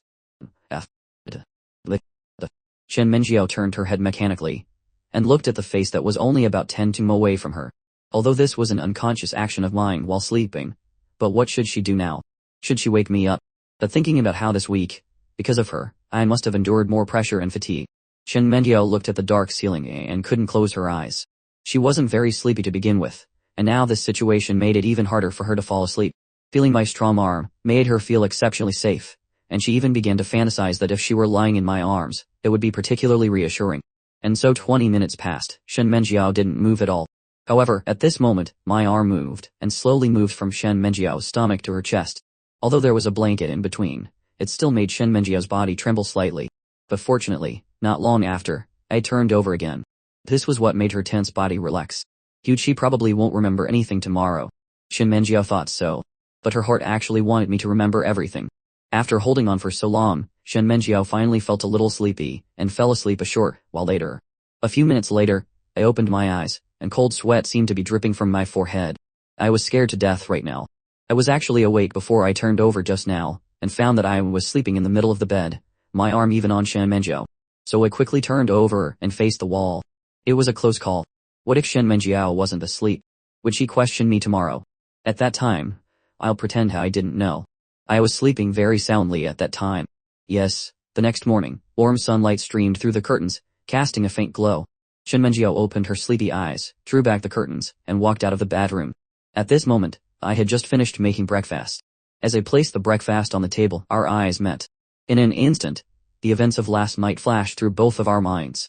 Although I only had a 10-minute memory of it, I also knew what I had done last night. And when Shin Manjiao remembered what happened last night, 2 red clouds involuntarily appeared on her face. This was the first time in her life that she had been held by a boy, and on a bed at that. At that time, she felt that the difference in our body sizes was a bit large. If she were in my arms, to me, she would definitely be very small. Let's eat breakfast. I don't know if it was because I was feeling guilty, but it was the first time I didn't say good morning to Shen Menjiao. I really wasn't used to it. Okay. I'll go wash up first. Shen Menjiao also noticed this detail, and quickly slipped into the bathroom. When she finished washing up, the two sat at the dining table, and began a silent meal. At around 9:30, Tang Ji knocked on the door. When Shen Menjiao opened the door and saw Tang Ji, a bright smile immediately appeared on her face, looking particularly happy. Tang Ji, you're here. Where's Guqi? He's studying. We just finished breakfast. Tang Ji entered the house and saw me studying at the table. She put down the other things in her hand, and walked towards me with a paper bag. I looked up, a little surprised. What's this? My mom knew why I was coming to your place, and asked me to bring you something to eat. Seriously. It's so heavy. Tang Ji stretched her shoulders. Carrying these things over, she was exhausted on the way. I looked into the bag, and saw all kinds of food inside. Fruits, pastries, melon seeds, peanuts, they ate treasure porridge, everything you could think of. Thank your aunt for me. I put the paper bag on the floor and continued to study. Tang Ji looked at the bathroom on the table. Shen Menjiao and I will play first. We won't wait for you. I waved my hand, signaling them to go. Although I really wanted to play with the that Tang Ji brought, but the most important thing now was to review. Shen Menjiao didn't know what it was. It looked quite big. But she also saw another box on the side. It looked like a gift box. Who is it from? Is it from Tang Ji? Shen Menjiao picked up the gift, and looked at Tang Ji. Tang Ji looked up and answered. That one. I met two scammers at the door. One of them gave it to you. Scammers? Yeah. One is the sports committee member of the class, and the other is the life committee member. Shen Menjiao didn't react for a moment, and then she spoke after a while. Lu Bo and Liam Jiaxuing. They are scammers. No, they were at the door just now. The sports committee member was full of lies. He didn't even blink when he lied. He said he heard from Liu Yan that you live here. I think he probably followed you. Following someone to their doorstep and secretly giving a gift. If this happened to me, I would really call the police. Shen Menjiao looked at the gift in her hand, and couldn't help but frown. She didn't expect Lu Bo to be this kind of person. Besides, this wasn't her home. It was Gucci's home. This would undoubtedly cause trouble for me. I stopped my pen and looked up at the two, as if I were thinking about something. Then I reached out my hand and asked Tang Ji in a low voice, does Lu Bo like her? Tang Ji was confused. The whole class knows, do you know? I shook my head with a sincere face. About a week ago, I didn't know either Shen Menjiao or Lu Bo. At that time, my daily routine was to go to school and confess to Liu Yan, and when I got home, I would play games and exercise. Where would I have time to care about other people's affairs? I don't like him. Shen Menjiao blurted it out, her voice sounding very firm. Hearing this, Tang Ji and I were both stunned, and looked at Shen Menjiao with a blank face. Her reaction was like she was in a hurry to explain. Shen Menjiao seemed to also realize that her reaction was a bit too intense, and two red clouds appeared on her cheeks. But, okay. I nodded, and stammered an answer. In my opinion, Shen Menjiao's reaction must be because she disliked Lu Bo very much, which was why she was in such a hurry to explain. Tang Ji raised her hand and said, let's not worry about this for now. Let's open the gift and see. Now, I don't accept his gift. Even if you're going to throw it away, you should open it and see. When you go to school, he will ask you if you have received the gift, and if you like it, and you don't even know what's inside, you can't answer. If you're like us, and don't care about other people's opinions and eyes, then you can do whatever you want. But aren't you the class monitor? Don't you have to maintain a good relationship with everyone? Hearing Tang Ji's words, Shen Menjiao hesitated. She definitely didn't plan to accept it, but what Tang Ji said was also a bit reasonable. As the class monitor, if there was a division in the class, it would be her dereliction of duty. Okay. I couldn't sit still anymore and stood up and walked over. I also wanted to see what kind of gift Lu Bo had sent. If it was a good one, I could also learn from it. Shen Menjiao slowly opened the gift box. Tang Ji and I both stretched our necks and looked, our faces full of curiosity. After opening it, something that looked like a small carousel appeared in front of the three of them. Seeing this, Tang Ji and I both frowned in confusion, and I even directly asked, what the hell is this? It looks like a music box. Shen Menjiao took out the thing inside and held it in her hands. It was about the size of a palm. The workmanship was quite exquisite, and the colors were also colorful. This is a gift. Tang Ji frowned, her face full of confusion. Shen Menjiao held it in her hands, and for some reason, she felt a little ashamed, as if she were holding something embarrassing. She had seen the whole box of love letters and gifts that I had given to Liu Yan. Thinking about it now, she was full of envy. But this thing, she was so ashamed of it. Open it and see, maybe something will pop out. I also didn't understand. If I were to think about it, maybe there was some kind of mechanism inside, a surprise or something. Shin Menjiao opened the music box, and as the gentle and beautiful music played, the carousel began to slowly rotate. The colorful little lights also lit up. However, the three of them stood there and waited for about 2 minutes, and nothing else changed. My mouth was slightly agape. I pointed at the thing with my finger, and asked in a low voice, "Is this just a music box?" They said, "But was suitable. This is hard to judge. Let me check for you what the meaning of giving a music box is." Tangi also turned her head and took out her phone, pretending that she had never seen it before. I also frowned in great confusion. If this thing was given to a normal friend or classmate, it would be fine, but to give it to someone you like was really too sloppy. Shin Menjia was now helpless to the extreme. If she had known, she shouldn't have opened it. This. Shin Menjia lowered her head and found that there seemed to be a love letter inside the gift box. But the content was really unbearable for her to look at. She had read my love letters to Liu Yin, and this one was far worse. "Alright, you can return it to him tomorrow when you go to school. Come and play games with me." Tenji had already connected the teeth to the tea in the living room. Okay. But I'm not very good at playing games. It's okay, I'll teach you. In front of the tea, Tenji was enthusiastically introducing it to Shin Manjia, and I could only sit at the table, forcing myself to concentrate on my studies. About an hour later, Shin Manjia walked up to me and asked softly, "Do you want to take a break and play some games?" Okay. I didn't hesitate for half a second, and directly threw the pen in my hand. It was as if there were springs under my butt, and I instantly shot up and flew to the living room. Shen Menjiao chuckled. She knew I couldn't wait any longer. Then, Shen Menjiao picked up my workbook and nodded silently. It was obvious that I had improved a lot. At noon, Shen Menjiao was originally going to cook, but because there were no ingredients in the refrigerator, and she didn't know what dietary restrictions I had, so I had to go out to buy them. After I left, Shen Menjiao returned to the living room and looked at Tang Jie, who was playing games alone. She suddenly thought of a bet she had with me, which was if she could invite Tang Ji to sign up for the sports meet, I would also participate. Shin Menjiao looked at Tang Ji's back and thought seriously. A moment later, the game screen on the tea gave her an idea. "Hey, Tang Ji, how about we play a game with a punishment for the loser?" Tang Ji turned to look at Shin Menjiao. "You want to fight me? Forget it. You can't win." "What do you mean?" Shin Menjiao picked up the game controller, ready to fight Tang Ji to the death. Although she knew the odds were not in her favor, but she could lose countless times. She just needed to win a small one.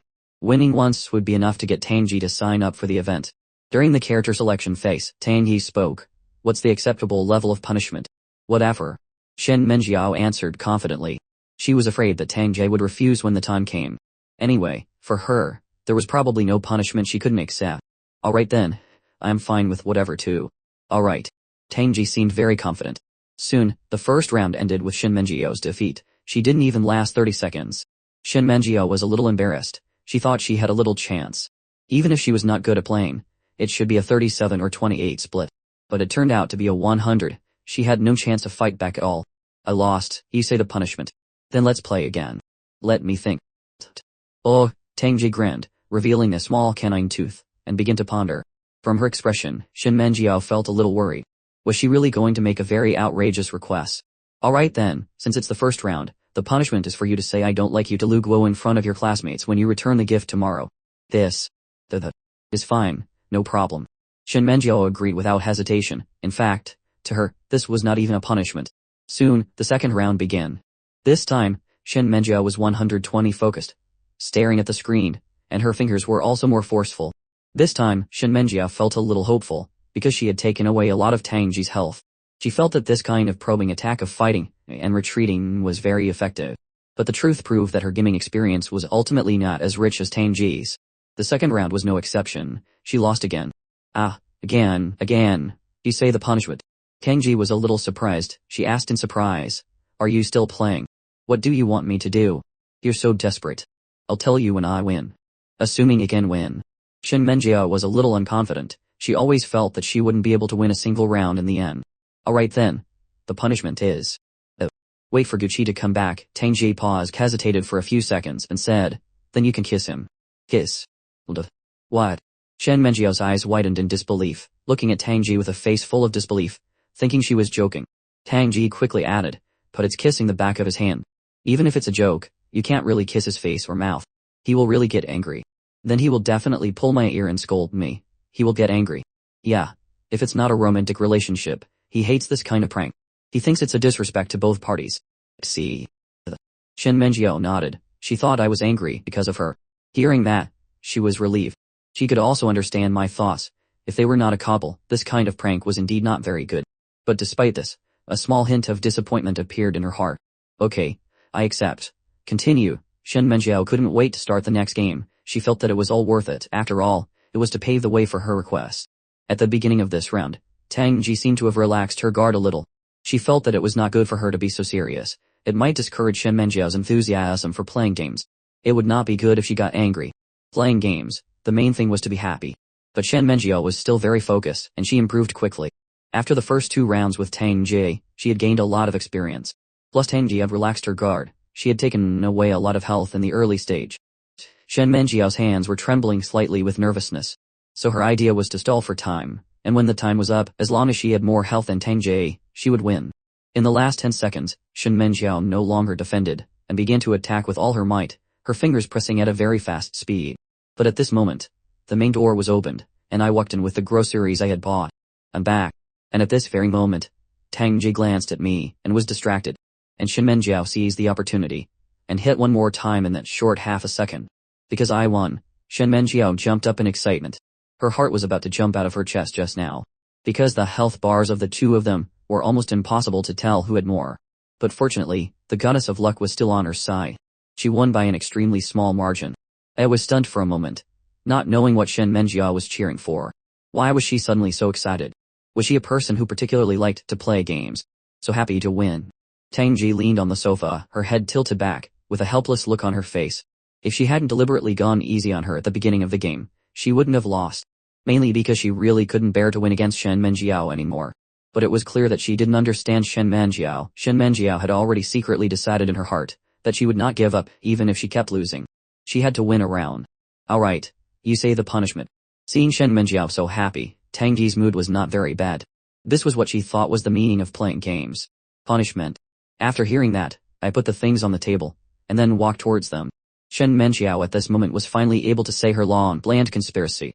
Then you can sign up for the sports meet events. You can sign up for as many as you want.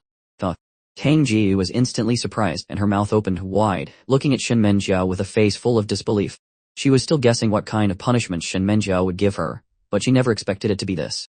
To her, this was really a real punishment. Wait, I don't understand what you guys are doing. I was also dumbfounded on the side. I just went out to buy groceries for a while. How did things seem to be developing in a not so right direction? Then Shen Menjiao told me about their 2 playing games, and the loser would have a punishment. She lost the first 2 rounds, and she won this round. The one just now was the punishment she proposed.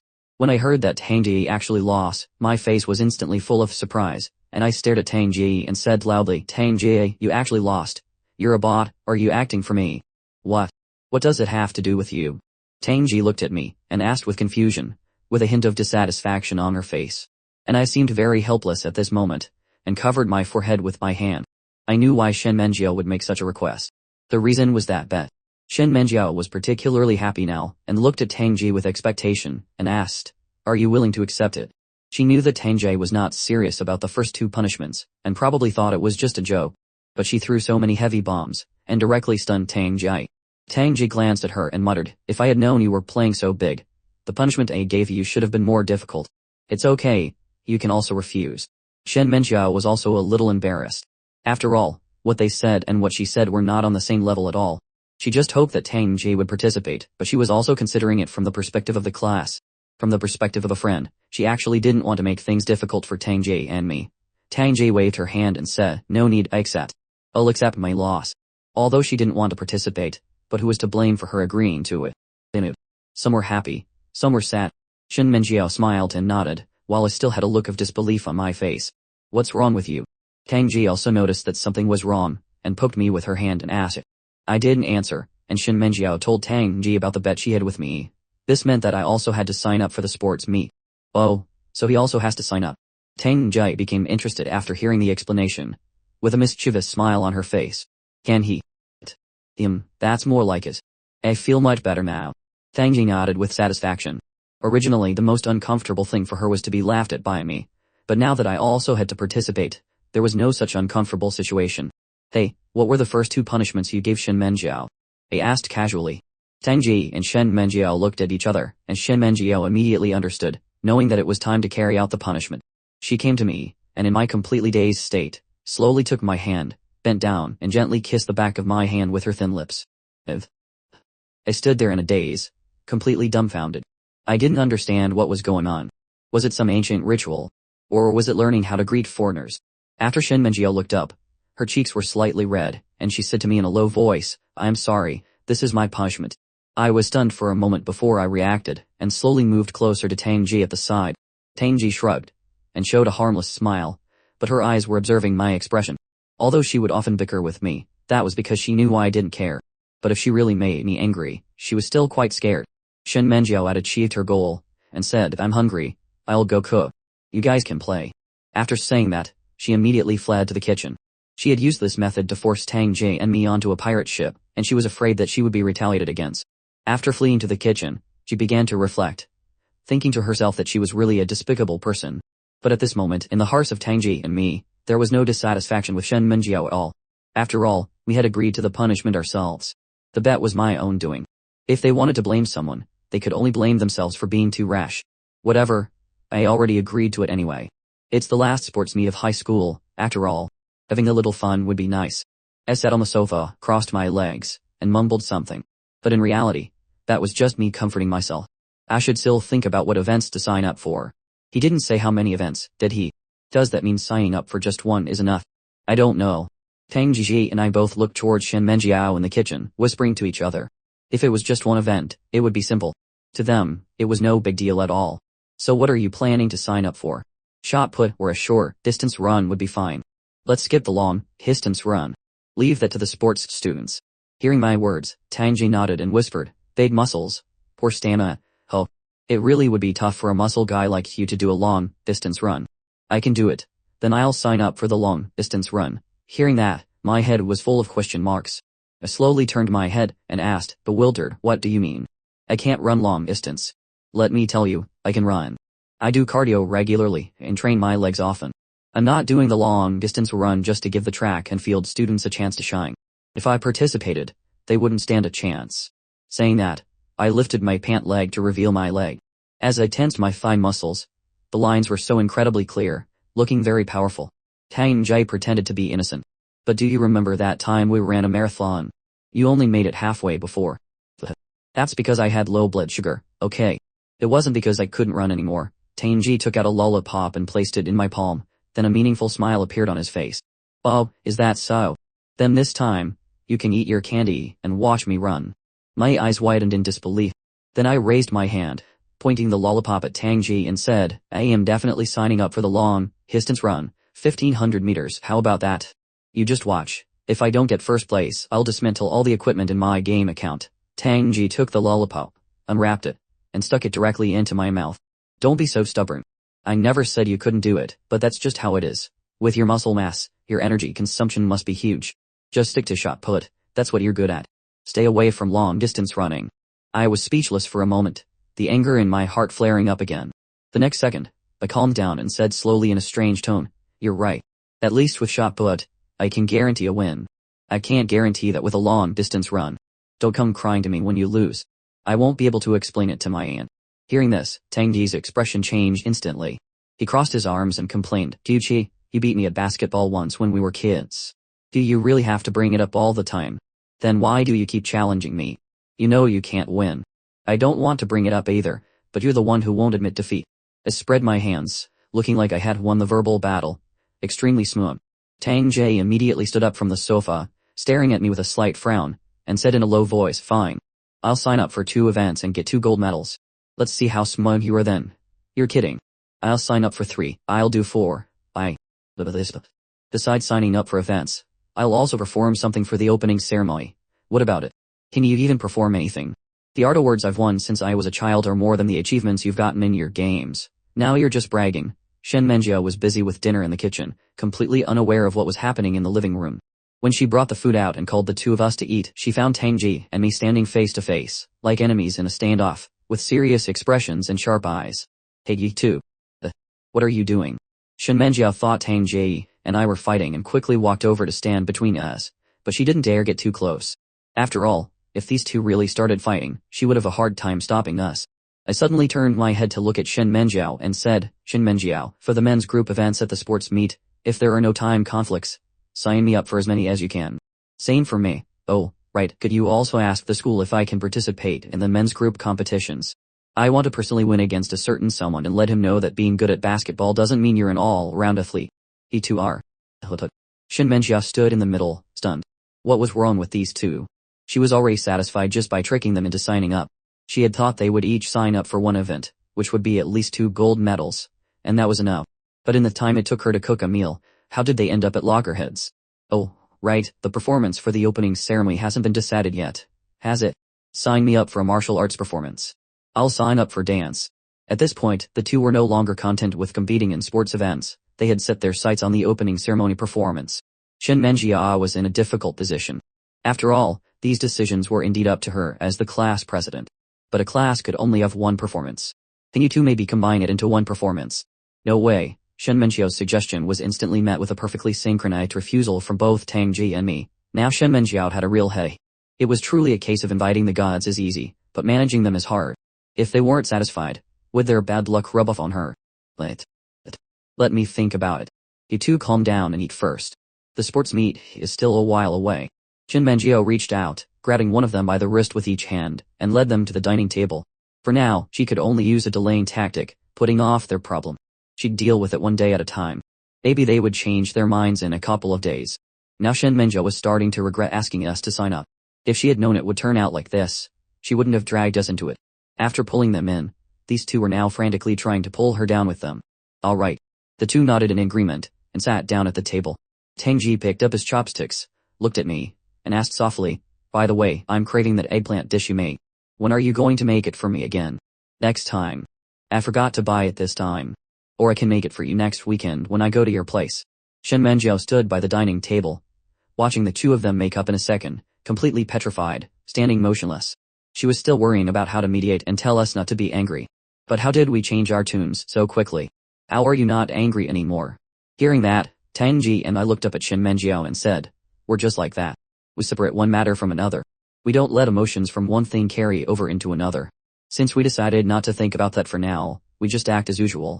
Besides, we weren't angry, just normal bickering and competition. It didn't reach the level of a fight. Oh, so that's how it is. Shen Menjiao slowly sat down, still finding it a bit incredible. These two could actually separate one matter from another. 1 second they're bickering over something, and the next they can discuss something else normally. Was the content of their bickering just put on hold? No wonder she had heard me say before that Tang Ji and I rarely fought.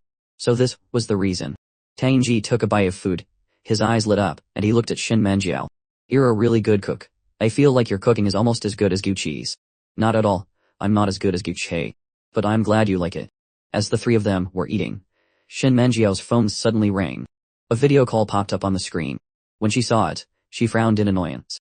Tang Ji pointed at the phone and asked, what's wrong? Who is it? Shen Menjiao stammered, It's Liu Yin. I'll take it outside. Shen Menjiao thought it was inappropriate to take Liu Yin's call in front of me, and there was also the risk of being discovered living here. So Shen Menjiao subconsciously started to get up and leave. However, before she could move, I waved my hand and said, it's fine, you can take it here. We won't make a sound. Shen Menjiao, who had stood up, sat back down again. Since I had already said so, she might as well take the call here. Shen Menjiao answered the call, and Liu Yin's face appeared on the screen. Yoyao, what are you doing? I'm at home. What's up? Shen Menjiao answered calmly, but her eyes unnaturally darted towards me and Tang Ji. Liu Yin on the other end seemed to be lying in bed, looking very bored. Do you want to go out? Let's go to the mall. I don't think so. I need to study these 2 days. The monthly exam is coming out. No way, you still need to study. You're such a try-hard. What are people like us supposed to do? Oh right, tell me, what's up with that Tang Ji? Gucci and I were talking, and she just came over and dragged Gucci away without a word. Do you think she figured out what I was planning? I don't know.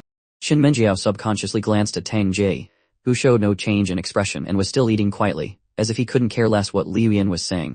She's so annoying, no wonder nobody hangs out with her. You can tell she's the manipulative type just by looking at her. Yin, you're exaggerating. I think she's quite nice. Besides, it's not good to talk bad about people behind their backs. I don't agree with your opinion of Tang Ji. Shen Menjiao quickly moved the camera away, looking at Tang Ji with an embarrassed expression. This Liu Yin really had no filter. Tang Jai was right next to her. Tang Ji only paused slightly, and still didn't have much of a reaction. Shen Menjiao couldn't help but admire him. Tang Jai was really good at keeping his composure, and truly didn't care about others' gossip. If someone had said that about her, and she had overheard it, she would probably start crying the next second. She really regretted taking this call inside the house now. Alright, let's not talk about her. Let's talk about Guche. What do you think he's up to? Is he playing hard to get with me? Yin, I advise you to stop chasing Guche. You two are really not a good match. When I was mentioned, Shen Menjiao remembered the favor I had asked of her. No, I just want to be with him. Hurry up and help me think of a plan. Liu Yin started rolling around on her bed, holding her phone and acting cute to Shen Menjiao on the other end. Shen Menjiao was completely at a loss. He chased you for 2 years. If you had just said yes once, would you be having this problem now? You had to wait until his patience ran out to try and win him back. And you're asking me for a plan. I'm currently being kept by him. What kind of plan could I possibly come up with? Yin, maybe you should consider someone else. Oh, right, what do you think of this idea? Right now, Guji must think he's popular and that people like him. So he's getting arrogant. So, what if I just pull him down a peg? What? What do you mean? Shen Menjiao frowned slightly, a bad feeling suddenly welling up inside her. I can spread rumors to ruin his reputation. That way, no one will pay attention to him anymore. When he's at his most helpless, I'll appear. I guarantee, at that moment, I'll be like an angel to him.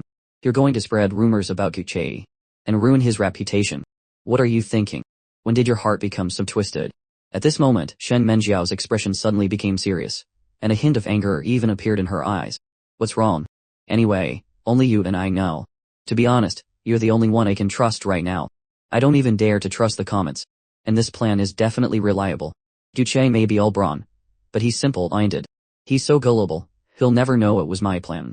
Liu Yin, I was really wrong about you. If you dare to do this, we're done. And don't you dare speak ill of Guche in front of me, Shen Menjiao shouted angrily and immediately hung up the call. She really couldn't stand Liu Yin anymore. As a friend, Liu Yin was decent, but as a person how could she be so shameless? If she were to treat anyone else like this, Shen Menjiao would simply despise her and try to dissuade her. But since she was targeting me, Shen Menjiao absolutely could not tolerate it, and would even cut ties with her forever. After calming down a bit, Shen Menjiao looked up at me and Tang Ji awkwardly. This time, we were definitely angered. Liu Yin's insults, curses, and complaints on the phone had been heard loud and clear by the very people she was talking about. And she was her friend. We wouldn't take our anger out on her, would we?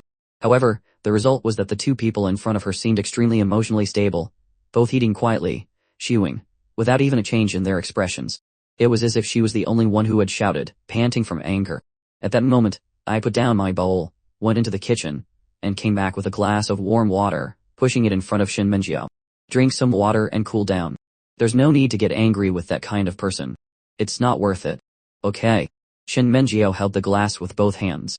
Although she only took a small sip, half of the anger in her heart disappeared instantly. Because she had heard me comfort her in such a gentle voice. She had originally wanted to comfort me and tell me not to be angry, but how did I end up comforting her instead? Oh, and there was Tang Ji. Liu Yin had just insulted Tang Ji quite badly. Shen Menjiao turned her gaze to Tang Ji, trying to explain, and tell him not to be angry. But Tang Ji seemed to have read her mind. He gently patted Shen Menjiao's shoulder and said, "You were just unlucky in your choice of friends.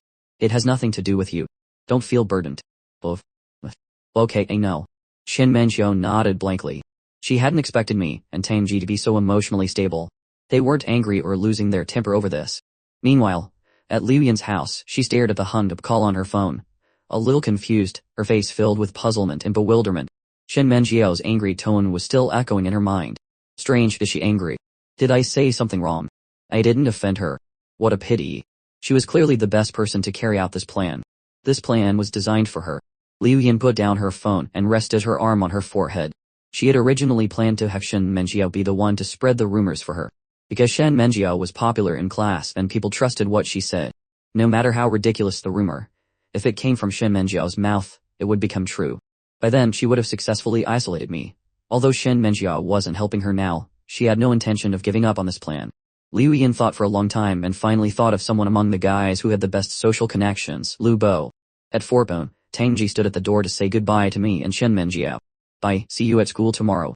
The thought of being able to hang out with Tang Ji again tomorrow made Shen Menjiao very happy and excited. After Tang Ji left, I returned to my desk to continue studying. But then, I suddenly looked at my fitness equipment, feeling like something was missing. I'd had enough time today. I studied, I had fun. But it had been almost a week since I last worked out. Muscles will shrink if you don't train them. I even felt like I was starting to lose muscle. Sigh, I'll just work out for a bit.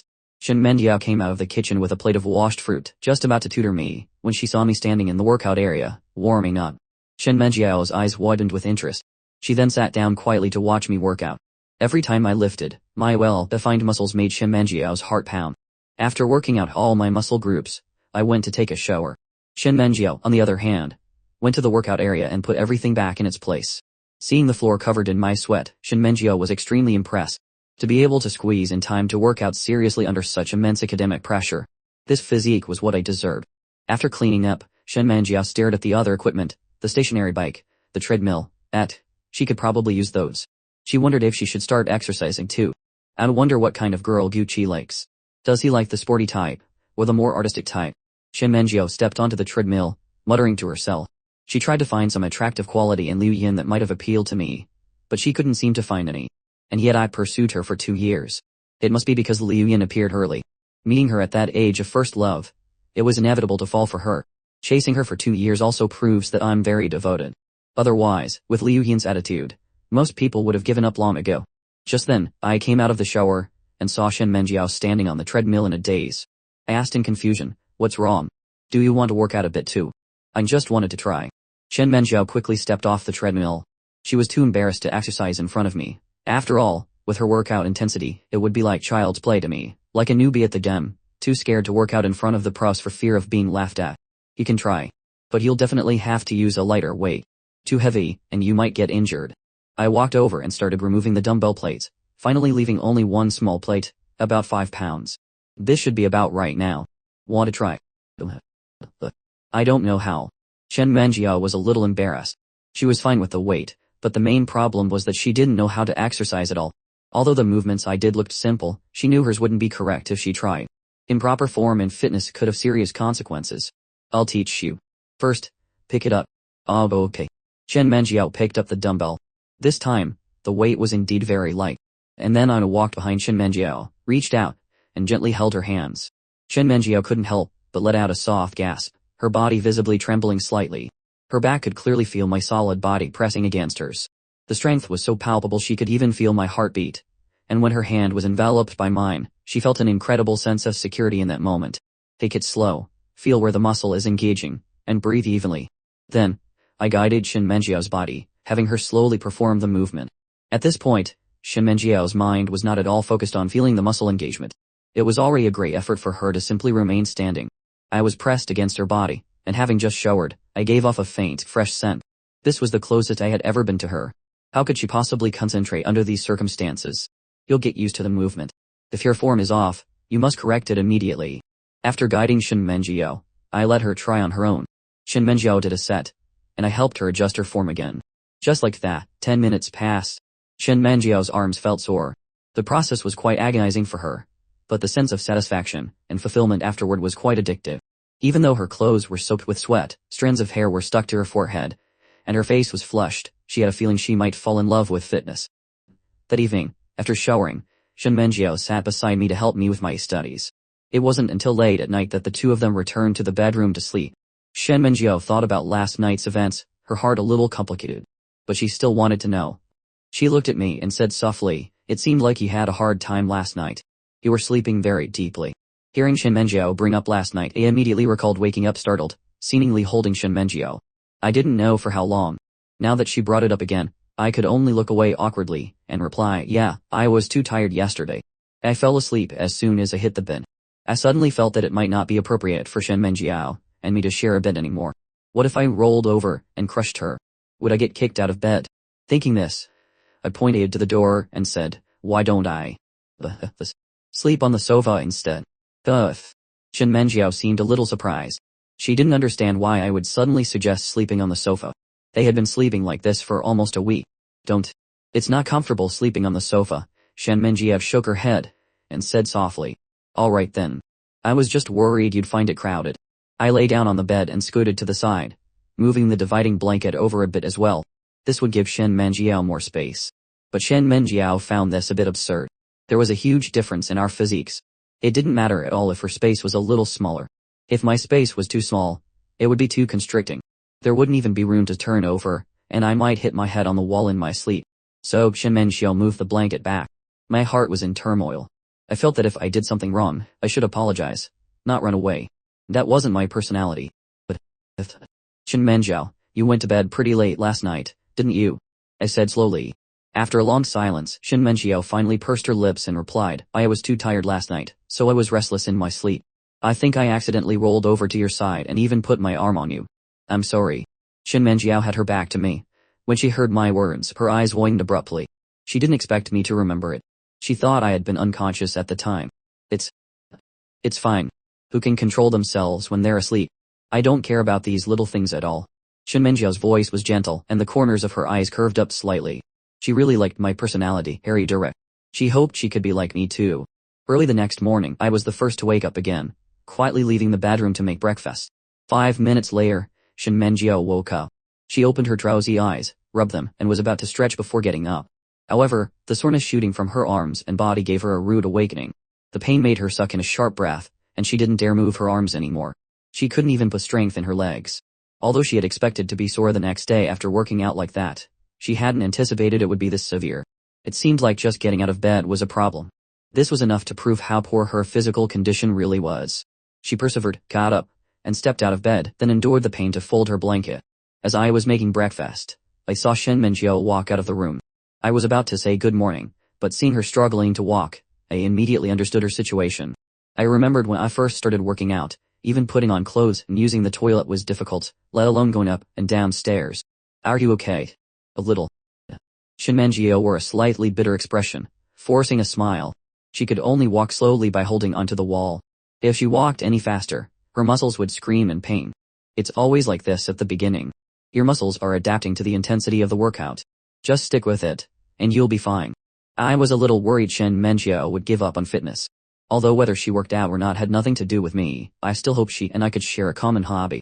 Well, Shinmenjiao had no thoughts of giving up either. The thought that if she quit, she would have to endure the same pain all over again the next time she trained, completely erased any notion of giving up. After washing up, eating breakfast, and packing her things, she was ready to go to school with me. She put the gift Lubo had given her into her school bag, planning to give it back to him at school.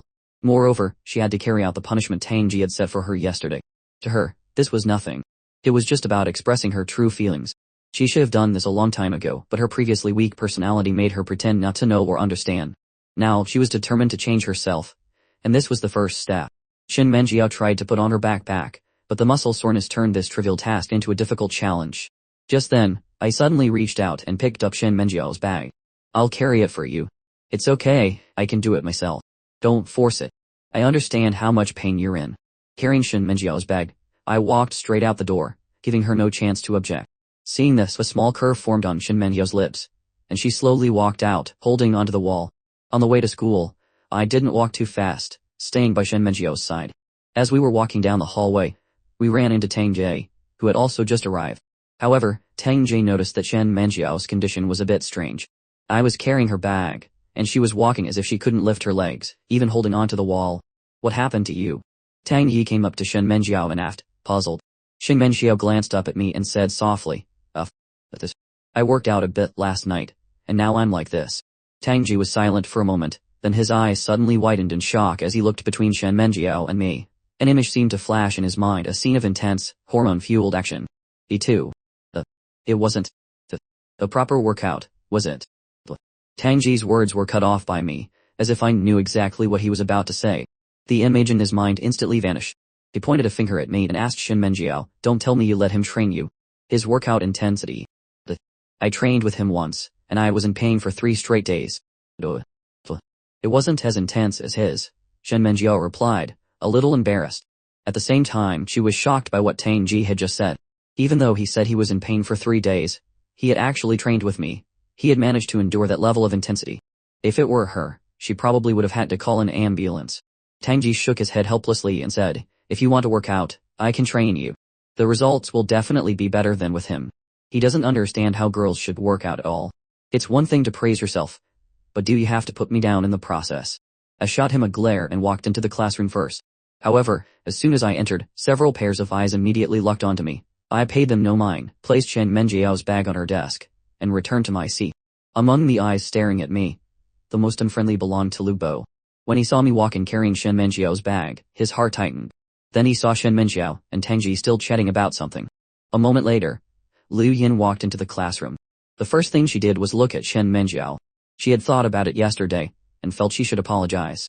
Shen Menjiao was the class president, after all, and would surely prioritize class unity.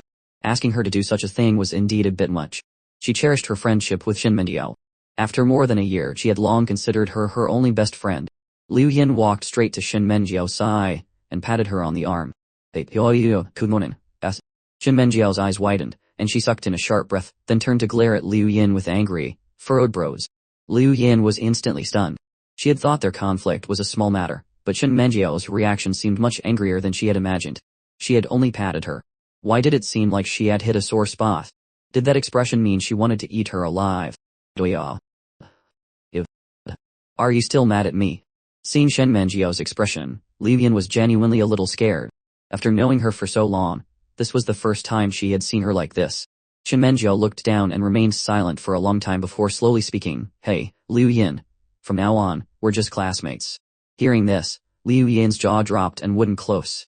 She never expected it to be this serious. Was Shen Menjiao, as class president, that concerned with class unity? She had only said a few bad things about Tang Ji and mentioned wanting to harm Guqi, and now Shen Menjiao wanted to cut ties with her. It couldn't be that bad, right? She had only said it, she hadn't actually done anything. Wasn't she even going to give her a chance to repent? I know I said the wrong thing yesterday. I swear I won't say things like that anymore. And I won't do anything. Please don't be like this, okay? Aren't we really good friends? Liu Yin's tone softened. She really didn't want to lose this friend. Their relationship used to be so good, they could talk about anything. But why, after Shen Menjiao was absent from school for over 10 days, did she seem to have changed completely? Now she even wanted to cut ties with her. She had never imagined this. Hearing Liu Yin's words, Shen Menjiao could sense her conciliatory attitude. For a moment, she even softened. But she still couldn't tolerate what Liu Yin had said yesterday. So, she didn't answer, choosing to look down in silence. Seeing that she was being ignored, Liu Yin grew anxious. She quickly reached out to grab Shen Menjiao's shoulder, saying anxiously, "It's true, Yoyo. Believe me." Shen Menjiao was grabbed again and sucked in another breath, the look in her eyes toward Liu Yin terrifying. Liu Yin was so scared she immediately pulled her hand back. Just then, Lu Bo, who had been watching in secret, made his move. He saw that Liu Yin seemed to be in conflict with Shen Menjiao and was even getting physical with her. He knew this was his chance to step in. So, he immediately yelled to stop Liu Yin's actions and walked over. "Liu Yin, if you want to talk, then talk. Why are you getting physical? Can't you see Shen Menjiao is very uncomfortable?" Lu Bo stood in front of Shen Menjiao, looking for all the world like a hero saving the damsel in distress. He felt that he must look incredibly handsome right now, and his image in Shen Menjiao's heart must be soaring. He deliberately spoke so loudly so that the whole class would look over and witness this moment of him protecting her. By then, rumors about him and Shen Menjiao would surely spread throughout the class and people might even start shipping them as a couple. Wouldn't getting together then be a natural next step? Lu Bo's action stunned both Shen Menjiao and Li Yin, and even the entire class. Liang Jackson even covered his face with his hands. He felt that watching something so embarrassing might give him a rash. Tang Ji and I sat in our seats, watching this farce with bewildered expressions. Tang Ji leaned in and whispered in my ear, "What's going on? Are they acting in an idol drama? Should we help Shen Menjiao? She should be able to handle it." "Not for now." Lu Bo looked back at Shen Menjiao, and noticed she seemed to be rummaging for something in her bag. Lu Bo grew anxious, thinking, "Sister, what are you looking for at a time like this? Look at me." It wasn't easy for me to say all that in front of the whole class. Be moved. Lu Bo. Just then, Shen Menjiao's voice rang out. Hearing it, Lu Bo immediately turned to look at her. "What is it?" Lu Bo smiled, but when he saw what was in Shen Menjiao's hand, his smile froze. Because in her hand, it seemed to be the gift he had given her yesterday. Shen Menjiao slowly stood up, enduring the pain, and then handed the gift in her hand to Lu Bo. Under the gaze of the entire class, Shen Menjiao said coolly, her voice neither loud nor soft, "Lu Bo, this is the gift you gave me yesterday. I am returning it to you. Also, please don't give me any more gifts in the future. I don't like you." At this, the entire class erupted in an uproar. Most people's mouths hung open, their eyes wide. They never expected to see such a show so early in the morning. After speaking, Shen Menjiao subconsciously glanced in mine and Tang Ji's direction. Tang Ji quietly gave her a thumbs up. his face showing admiration. At this moment, Lu Bo stood frozen in place, his face pale, as if telling everyone he was already dead. Liu Yan was also in disbelief. She never expected Chen Menjiao to say something like this at a time like this. Especially Liu Yan, she realized that Chen Menjiao seemed to have truly changed, completely different from before, making her feel like a stranger. Seeing this, Liang Jiaxiong quickly got up and pulled Lu Bo back to his seat. Although he hadn't expected Chen Menjiao's actions either, all in all, Lu Bo had brought this upon himself. He had followed her home yesterday, and he didn't listen when he was told to stop. There was nothing to be done about what happened now. Chen Menjiao sat down, opened her book, and ignored everyone else's stares. She had done what she needed to do. She didn't care about the rest, nor did she want to. During class, many people's minds were not on the lesson. Liu Yan would occasionally steal glances at Chen Menjiao, her heart filled with numerous questions and worries. Her biggest worry was her relationship with Chen Menjiao. What should she do now? As for Lu Bo, it goes without saying. He stared blankly at his desk the entire time, his mind a complete blank. After class, Chen Menjiao wanted to go to the bathroom, but her body was making it difficult to move. It was incredibly hard to stand up after sitting down. It felt like she needed a pair of crutches. But just then, Liu Yan once again walked up to her. "Yoya, can we talk? I think there must still be a misunderstanding." At this moment, Chen Menjiao was on the verge of a breakdown. She didn't want to care about misunderstandings anymore. She needed to go to the bathroom. The girls' bathroom wasn't close to the classroom. A round trip took 3 minutes, not to mention her current condition. "Yoya, don't ignore me. Tell me, what are you still angry about?" What could Chen Menjiao possibly say? Besides, she didn't want to talk right now. Just then, a hand suddenly appeared in front of her. Liu Yan turned her head to look and revealed a look of disbelief. Tang Jai. Chen Menjiao also saw Tang Jai beside her. Tang Ji gave her a slight raise of the eyebrows. Although he didn't say a word, Chen Menjiao immediately understood. The corners of her mouth lifted, and she quickly reached out to place her hand in Tang Ji's. Then, Tang Ji pulled her up and helped her walk away from Liu Yan. Liu Yan's gaze followed them until they were out of sight. Tianrun came up to Liu Yan and asked, "What's going on?" "I just saw Chen Menjiao and Tang Ji go out to play together. When did they get so close?" "I don't know." Liu Yan shook her head blankly, her mind in a mess. In that moment, she thought of many things, carefully recalling Chen Menjiao's expression just now. The moment she saw Tang Ji, it was just like how she used to look at her. Her heart felt like it had a piece missing. Suddenly, she seemed to understand everything. Why did Chen Menjiao suddenly change? Why was she angry with her, cutting ties with her? It must be related to Tang Ji.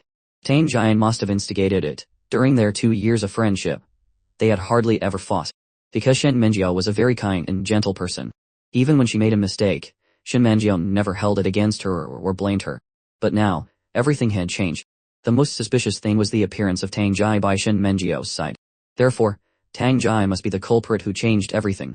Liu Yan clenched her fists, her face icy. "Tang Ji, you stole Gucci from me, and now you want to steal Yoyao too." After class, Lu Bo stood in front of the sinks in the boys' bathroom, his expression terrible. Then, he smashed the music box gift in his hand to pieces. Staring at the shards on the ground, he suddenly remembered that it was Tang Ji who had helped them bring the gift in. During lunchtime, Chen Menjiao took her lunch box and came over to Mai and Tang Ji's side, sitting at the desk in front of Tang Ji, sharing a table with him. Now, she no longer cared what others thought. Since Tang Ji had said they could hang out in the future, Chen Menjiao would openly come to find him. And it also allowed her to be a little closer to me. Because I had never said we could hang out together at school, Chen Menjiao was worried about bothering me or causing trouble, so she didn't dare to speak to me openly. Otherwise, with her current "I don't care about anything" personality, she would have long been acting with me just like she did at home.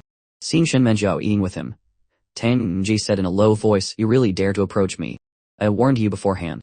I have a bad reputation, and there might still be a few people who resent me. Don't blame me if you get caught in the crossfire." Hearing this, Chen Menjiao grinned. "It's fine. When the time comes, I will stand firmly by your side and support you." Tang Ji was slightly taken aback, then he silently lowered his head and said nothing. Chen Menjiao was a little stunned. She didn't know what was wrong with Tang Ji. Did she say something wrong? I stared at Tang Ji, my expression calm. Seemingly having read Tang Ji's mind, I let out a slow breath after a moment and said softly, "That's good. Now Ante can rest assured." Tang Ji looked up at me and grumbled, "Brother. You're speculating about my thoughts again. I'm not happy. Do I even need to speculate? You're calling me brother at a time like this. Is your mood really that hard to guess?" Chen Menjiao listened to our conversation, completely lost, as if it were encrypted. She didn't understand a thing. But she knew this must be their special bond. When would she ever have such a bond with us? The three of us eating, and chatting together attracted a lot of attention. But most people were just watching for the fun of it. Only one pair of eyes was staring at us intently, filled with resentment, unwillingness, and a refusal to give up. This person was Liu Yin. At this moment, seeing Tangji was like looking at a mortal enemy. In her heart, she was convinced that Tangji was the one who had destroyed her friendship with Shen Menjiao. Although she couldn't figure out why Tangji would do such a thing, she firmly believed that Tangji was definitely not a good person. Come on, Yin. Stop looking. If they ignore you, then you ignore them. Don't you still have me to hang out with? Tianrun reached out and gently turned Liu Yin's face back, making her look at her. Tianrun didn't actually have a strong reaction to Shen Menjiao abandoning them. She and Shen Menjiao had only been ordinary friends before. Their bond wasn't that deep. It was only because of Liu Yin that the two of them hung out together. Now that Shen Menjiao wasn't hanging out with her, she didn't feel much of a difference. Liu Yin shook her head and said, "No. Yoyao is just being manipulated. I have to save her. Tang Jai must have some kind of scheme that will harm Yoyao." Really? The class president is so smart, how could she be manipulated? Could it be that she has some dirt on her? That's it, you're right, Yoyao must have been caught by Tang Jai for something, and she's using it to threaten her. Liu Yin's mind was already conjuring up images of Tang Jai threatening Shen Menjiao. Although she still didn't know what Tang Jai's motive was, she felt that Tang Jai was the kind of person who would do such things. Just then, Liu Yin heard a call, the voice very low. She looked up in the direction of the sound and found Lu Bo standing at the classroom door, beckoning to her. Seeing Lu Bo, Liu Yin couldn't help but frown. She remembered what happened this morning. Lu Bo had been rude to her in order to defend Shen Menjiao. She still hadn't received an apology. She had no intention of doing anything to Shen Menjiao, but Lu Bo's actions, as if from a moral high ground, indiscriminately accusing her, made her very uncomfortable. "Hey, come out for a second. I have something to tell you." Lu Bo didn't seem to notice Liu Yin's unhappy expression, constantly beckoning to her, not daring to enter the classroom for fear of being seen by Shen Menjiao and Tang Jai. Liu Yin sighed helplessly, thinking that perhaps Lu Bo was looking for her to apologize. So she stood up and slowly walked out of the classroom, but she still maintained a cold expression. She wouldn't be nice to him until he apologized. When Liu Yin came out, Lu Bo reached out to grab her arm, wanting to take her somewhere private to talk. After all, what he had to say couldn't be overheard by others. Seeing this, Liu Yin quickly dodged his hand and asked, "Lu Bo, what are you doing? Are you trying to harass me? I'll go tell the teacher, believe it or not." "No, you misunderstood. I have something to tell you, and it's not convenient for others to hear. So I wanted to take you to a quiet place." "Misunderstood what? Isn't this harassment?" Liu Yin stared at Lu Bo in surprise. Where did she misunderstand him? Lu Bo was tongue-tied for a moment. His mind was a mess. He was already anxious, and now he was even more so, unable to speak clearly. "All right, I don't care what you want to say. But there's a prerequisite. You should have something more important to say to me, right? About this morning." Liu Yin shot him a glare and said irritably, but she thought to herself that Lu Bo was such a straight man, no wonder Shen Menjiao didn't like him. "This morning." Lu Bo frowned, thought for a long time, and finally understood, nodding repeatedly. I know.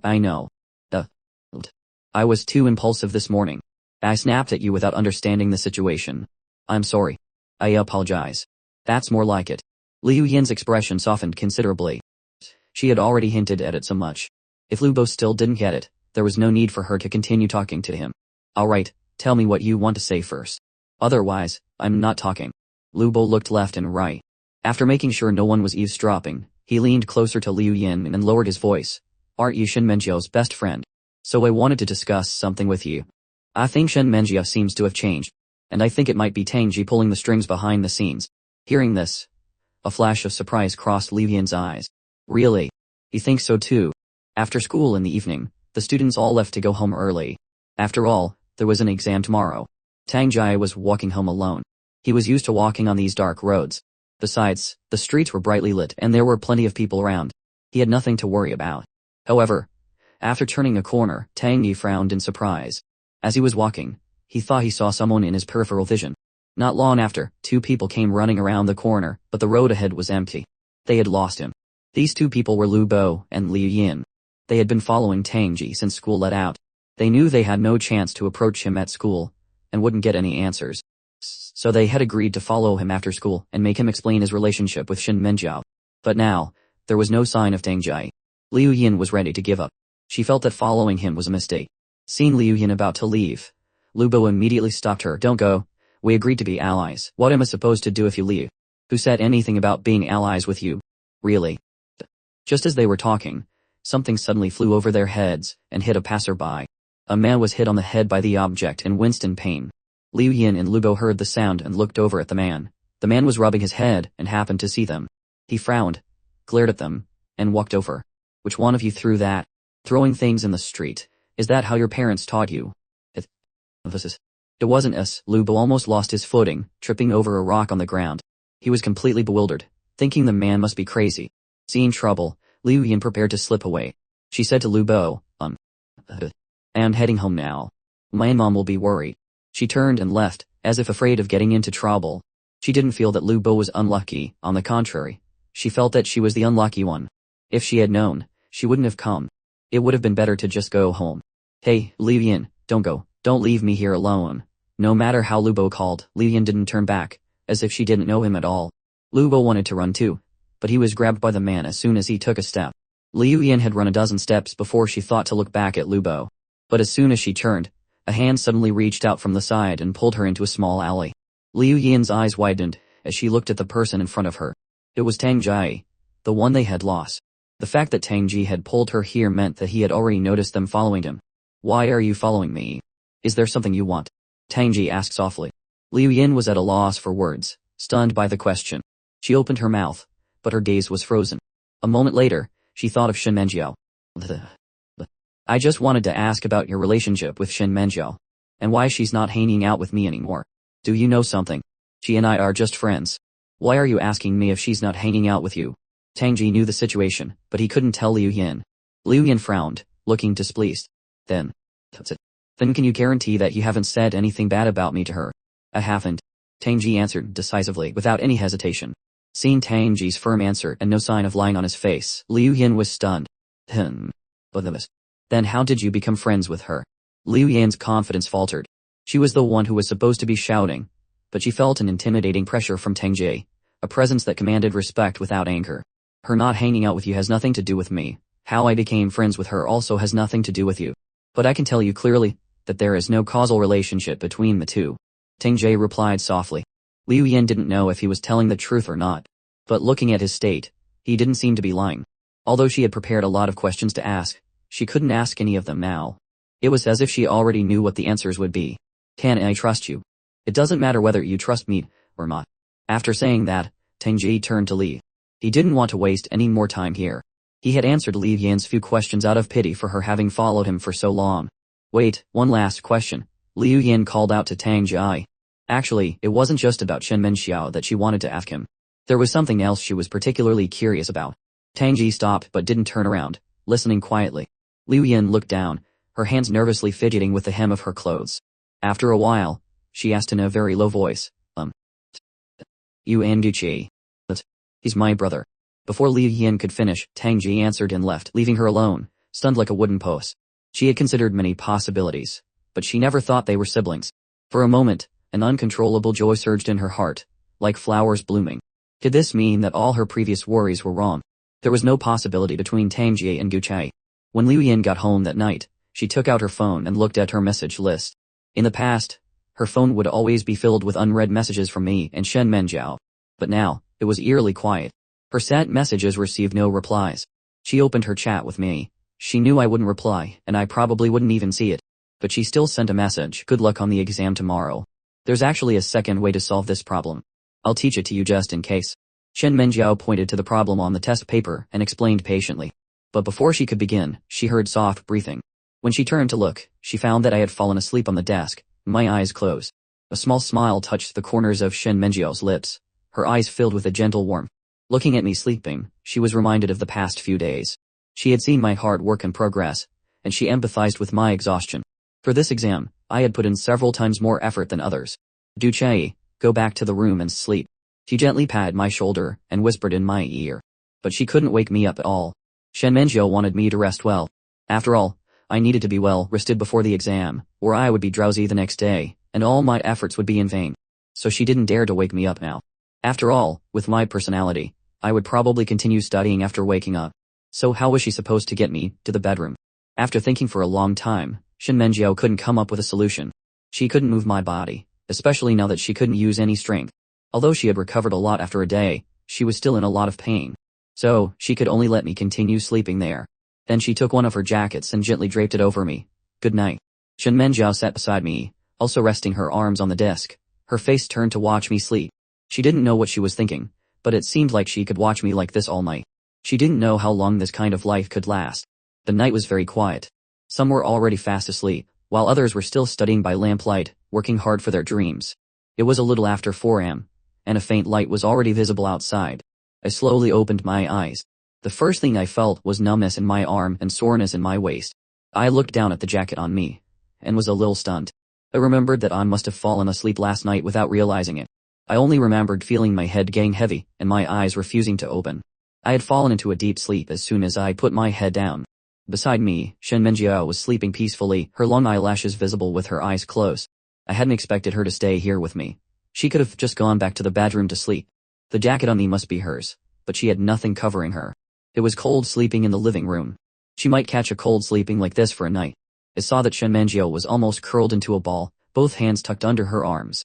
It was clear that she must be very cold. Shen Menjiao. I called her name, wanting to wake her up, at least to get her to go back to the room to sleep. But after several calls, Shen Menjiao showed no signs of waking up, still sleeping soundly. I knew I had been overworking myself, studying to the point of forgetting to eat and sleep. But I had forgotten that Shen Menjiao was doing the same. She was always by my side. When I study, she would be there to guide me. When I didn't sleep, she wouldn't either. So Shen Menjiao's exhaustion was actually no less than mine. On top of that, with her own pressures and worries, her mental fatigue was probably even greater than her physical fatigue. I really wanted to let her continue sleeping, since there was still time. But I definitely couldn't let her sleep in the living room. Since I couldn't wake her up, I thought I would just carry her to the bedroom. As long as I was gentle enough, I probably wouldn't wake her. I stood up, looked at Shen Menjiao in front of me, and took a deep breath to calm myself. Then, I bent down and gently lifted her into my arms. Shen Menjiao's eyes were still closed, which showed how tired she really was. A trace of guilt surfaced in my heart. However, as I reached the bed and was about to put her down, she suddenly turned over in my arms and wrapped her arms around my shoulders. In that moment, I felt like I had turned his stone, my limbs stiff.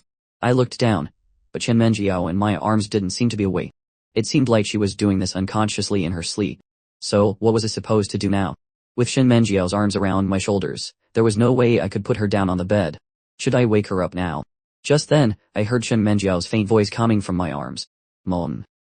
Then, I felt Shen Menjiao's arms tighten around me, as if afraid I would leave her. Her body was trembling slightly, and I could feel her fear and unease. I swallowed, and the thought of waking her up vanished from my mind. I had forgotten that although Shen Menjiao looked strong and open-minded on the outside, she was still just a girl who was not yet an adult in her parents' eyes. Right now, all I wanted was for her not to wake up, to let her sleep a little longer. Maybe in her dreams, she could spend a little more time with her mother. I sat down steadily on the bed, not moving, acting as her bed and pillow, letting her sleep peacefully in my arms. After about half an hour, my body was very stiff, and my arms were very sore on the verge of giving out. But I still didn't dare to move. Another half an hour later, Shen Menjiao opened her drowsy eyes, a small tear still clinging to the corner of her eye. Before she could realize where she was, she heard my voice. Good morning.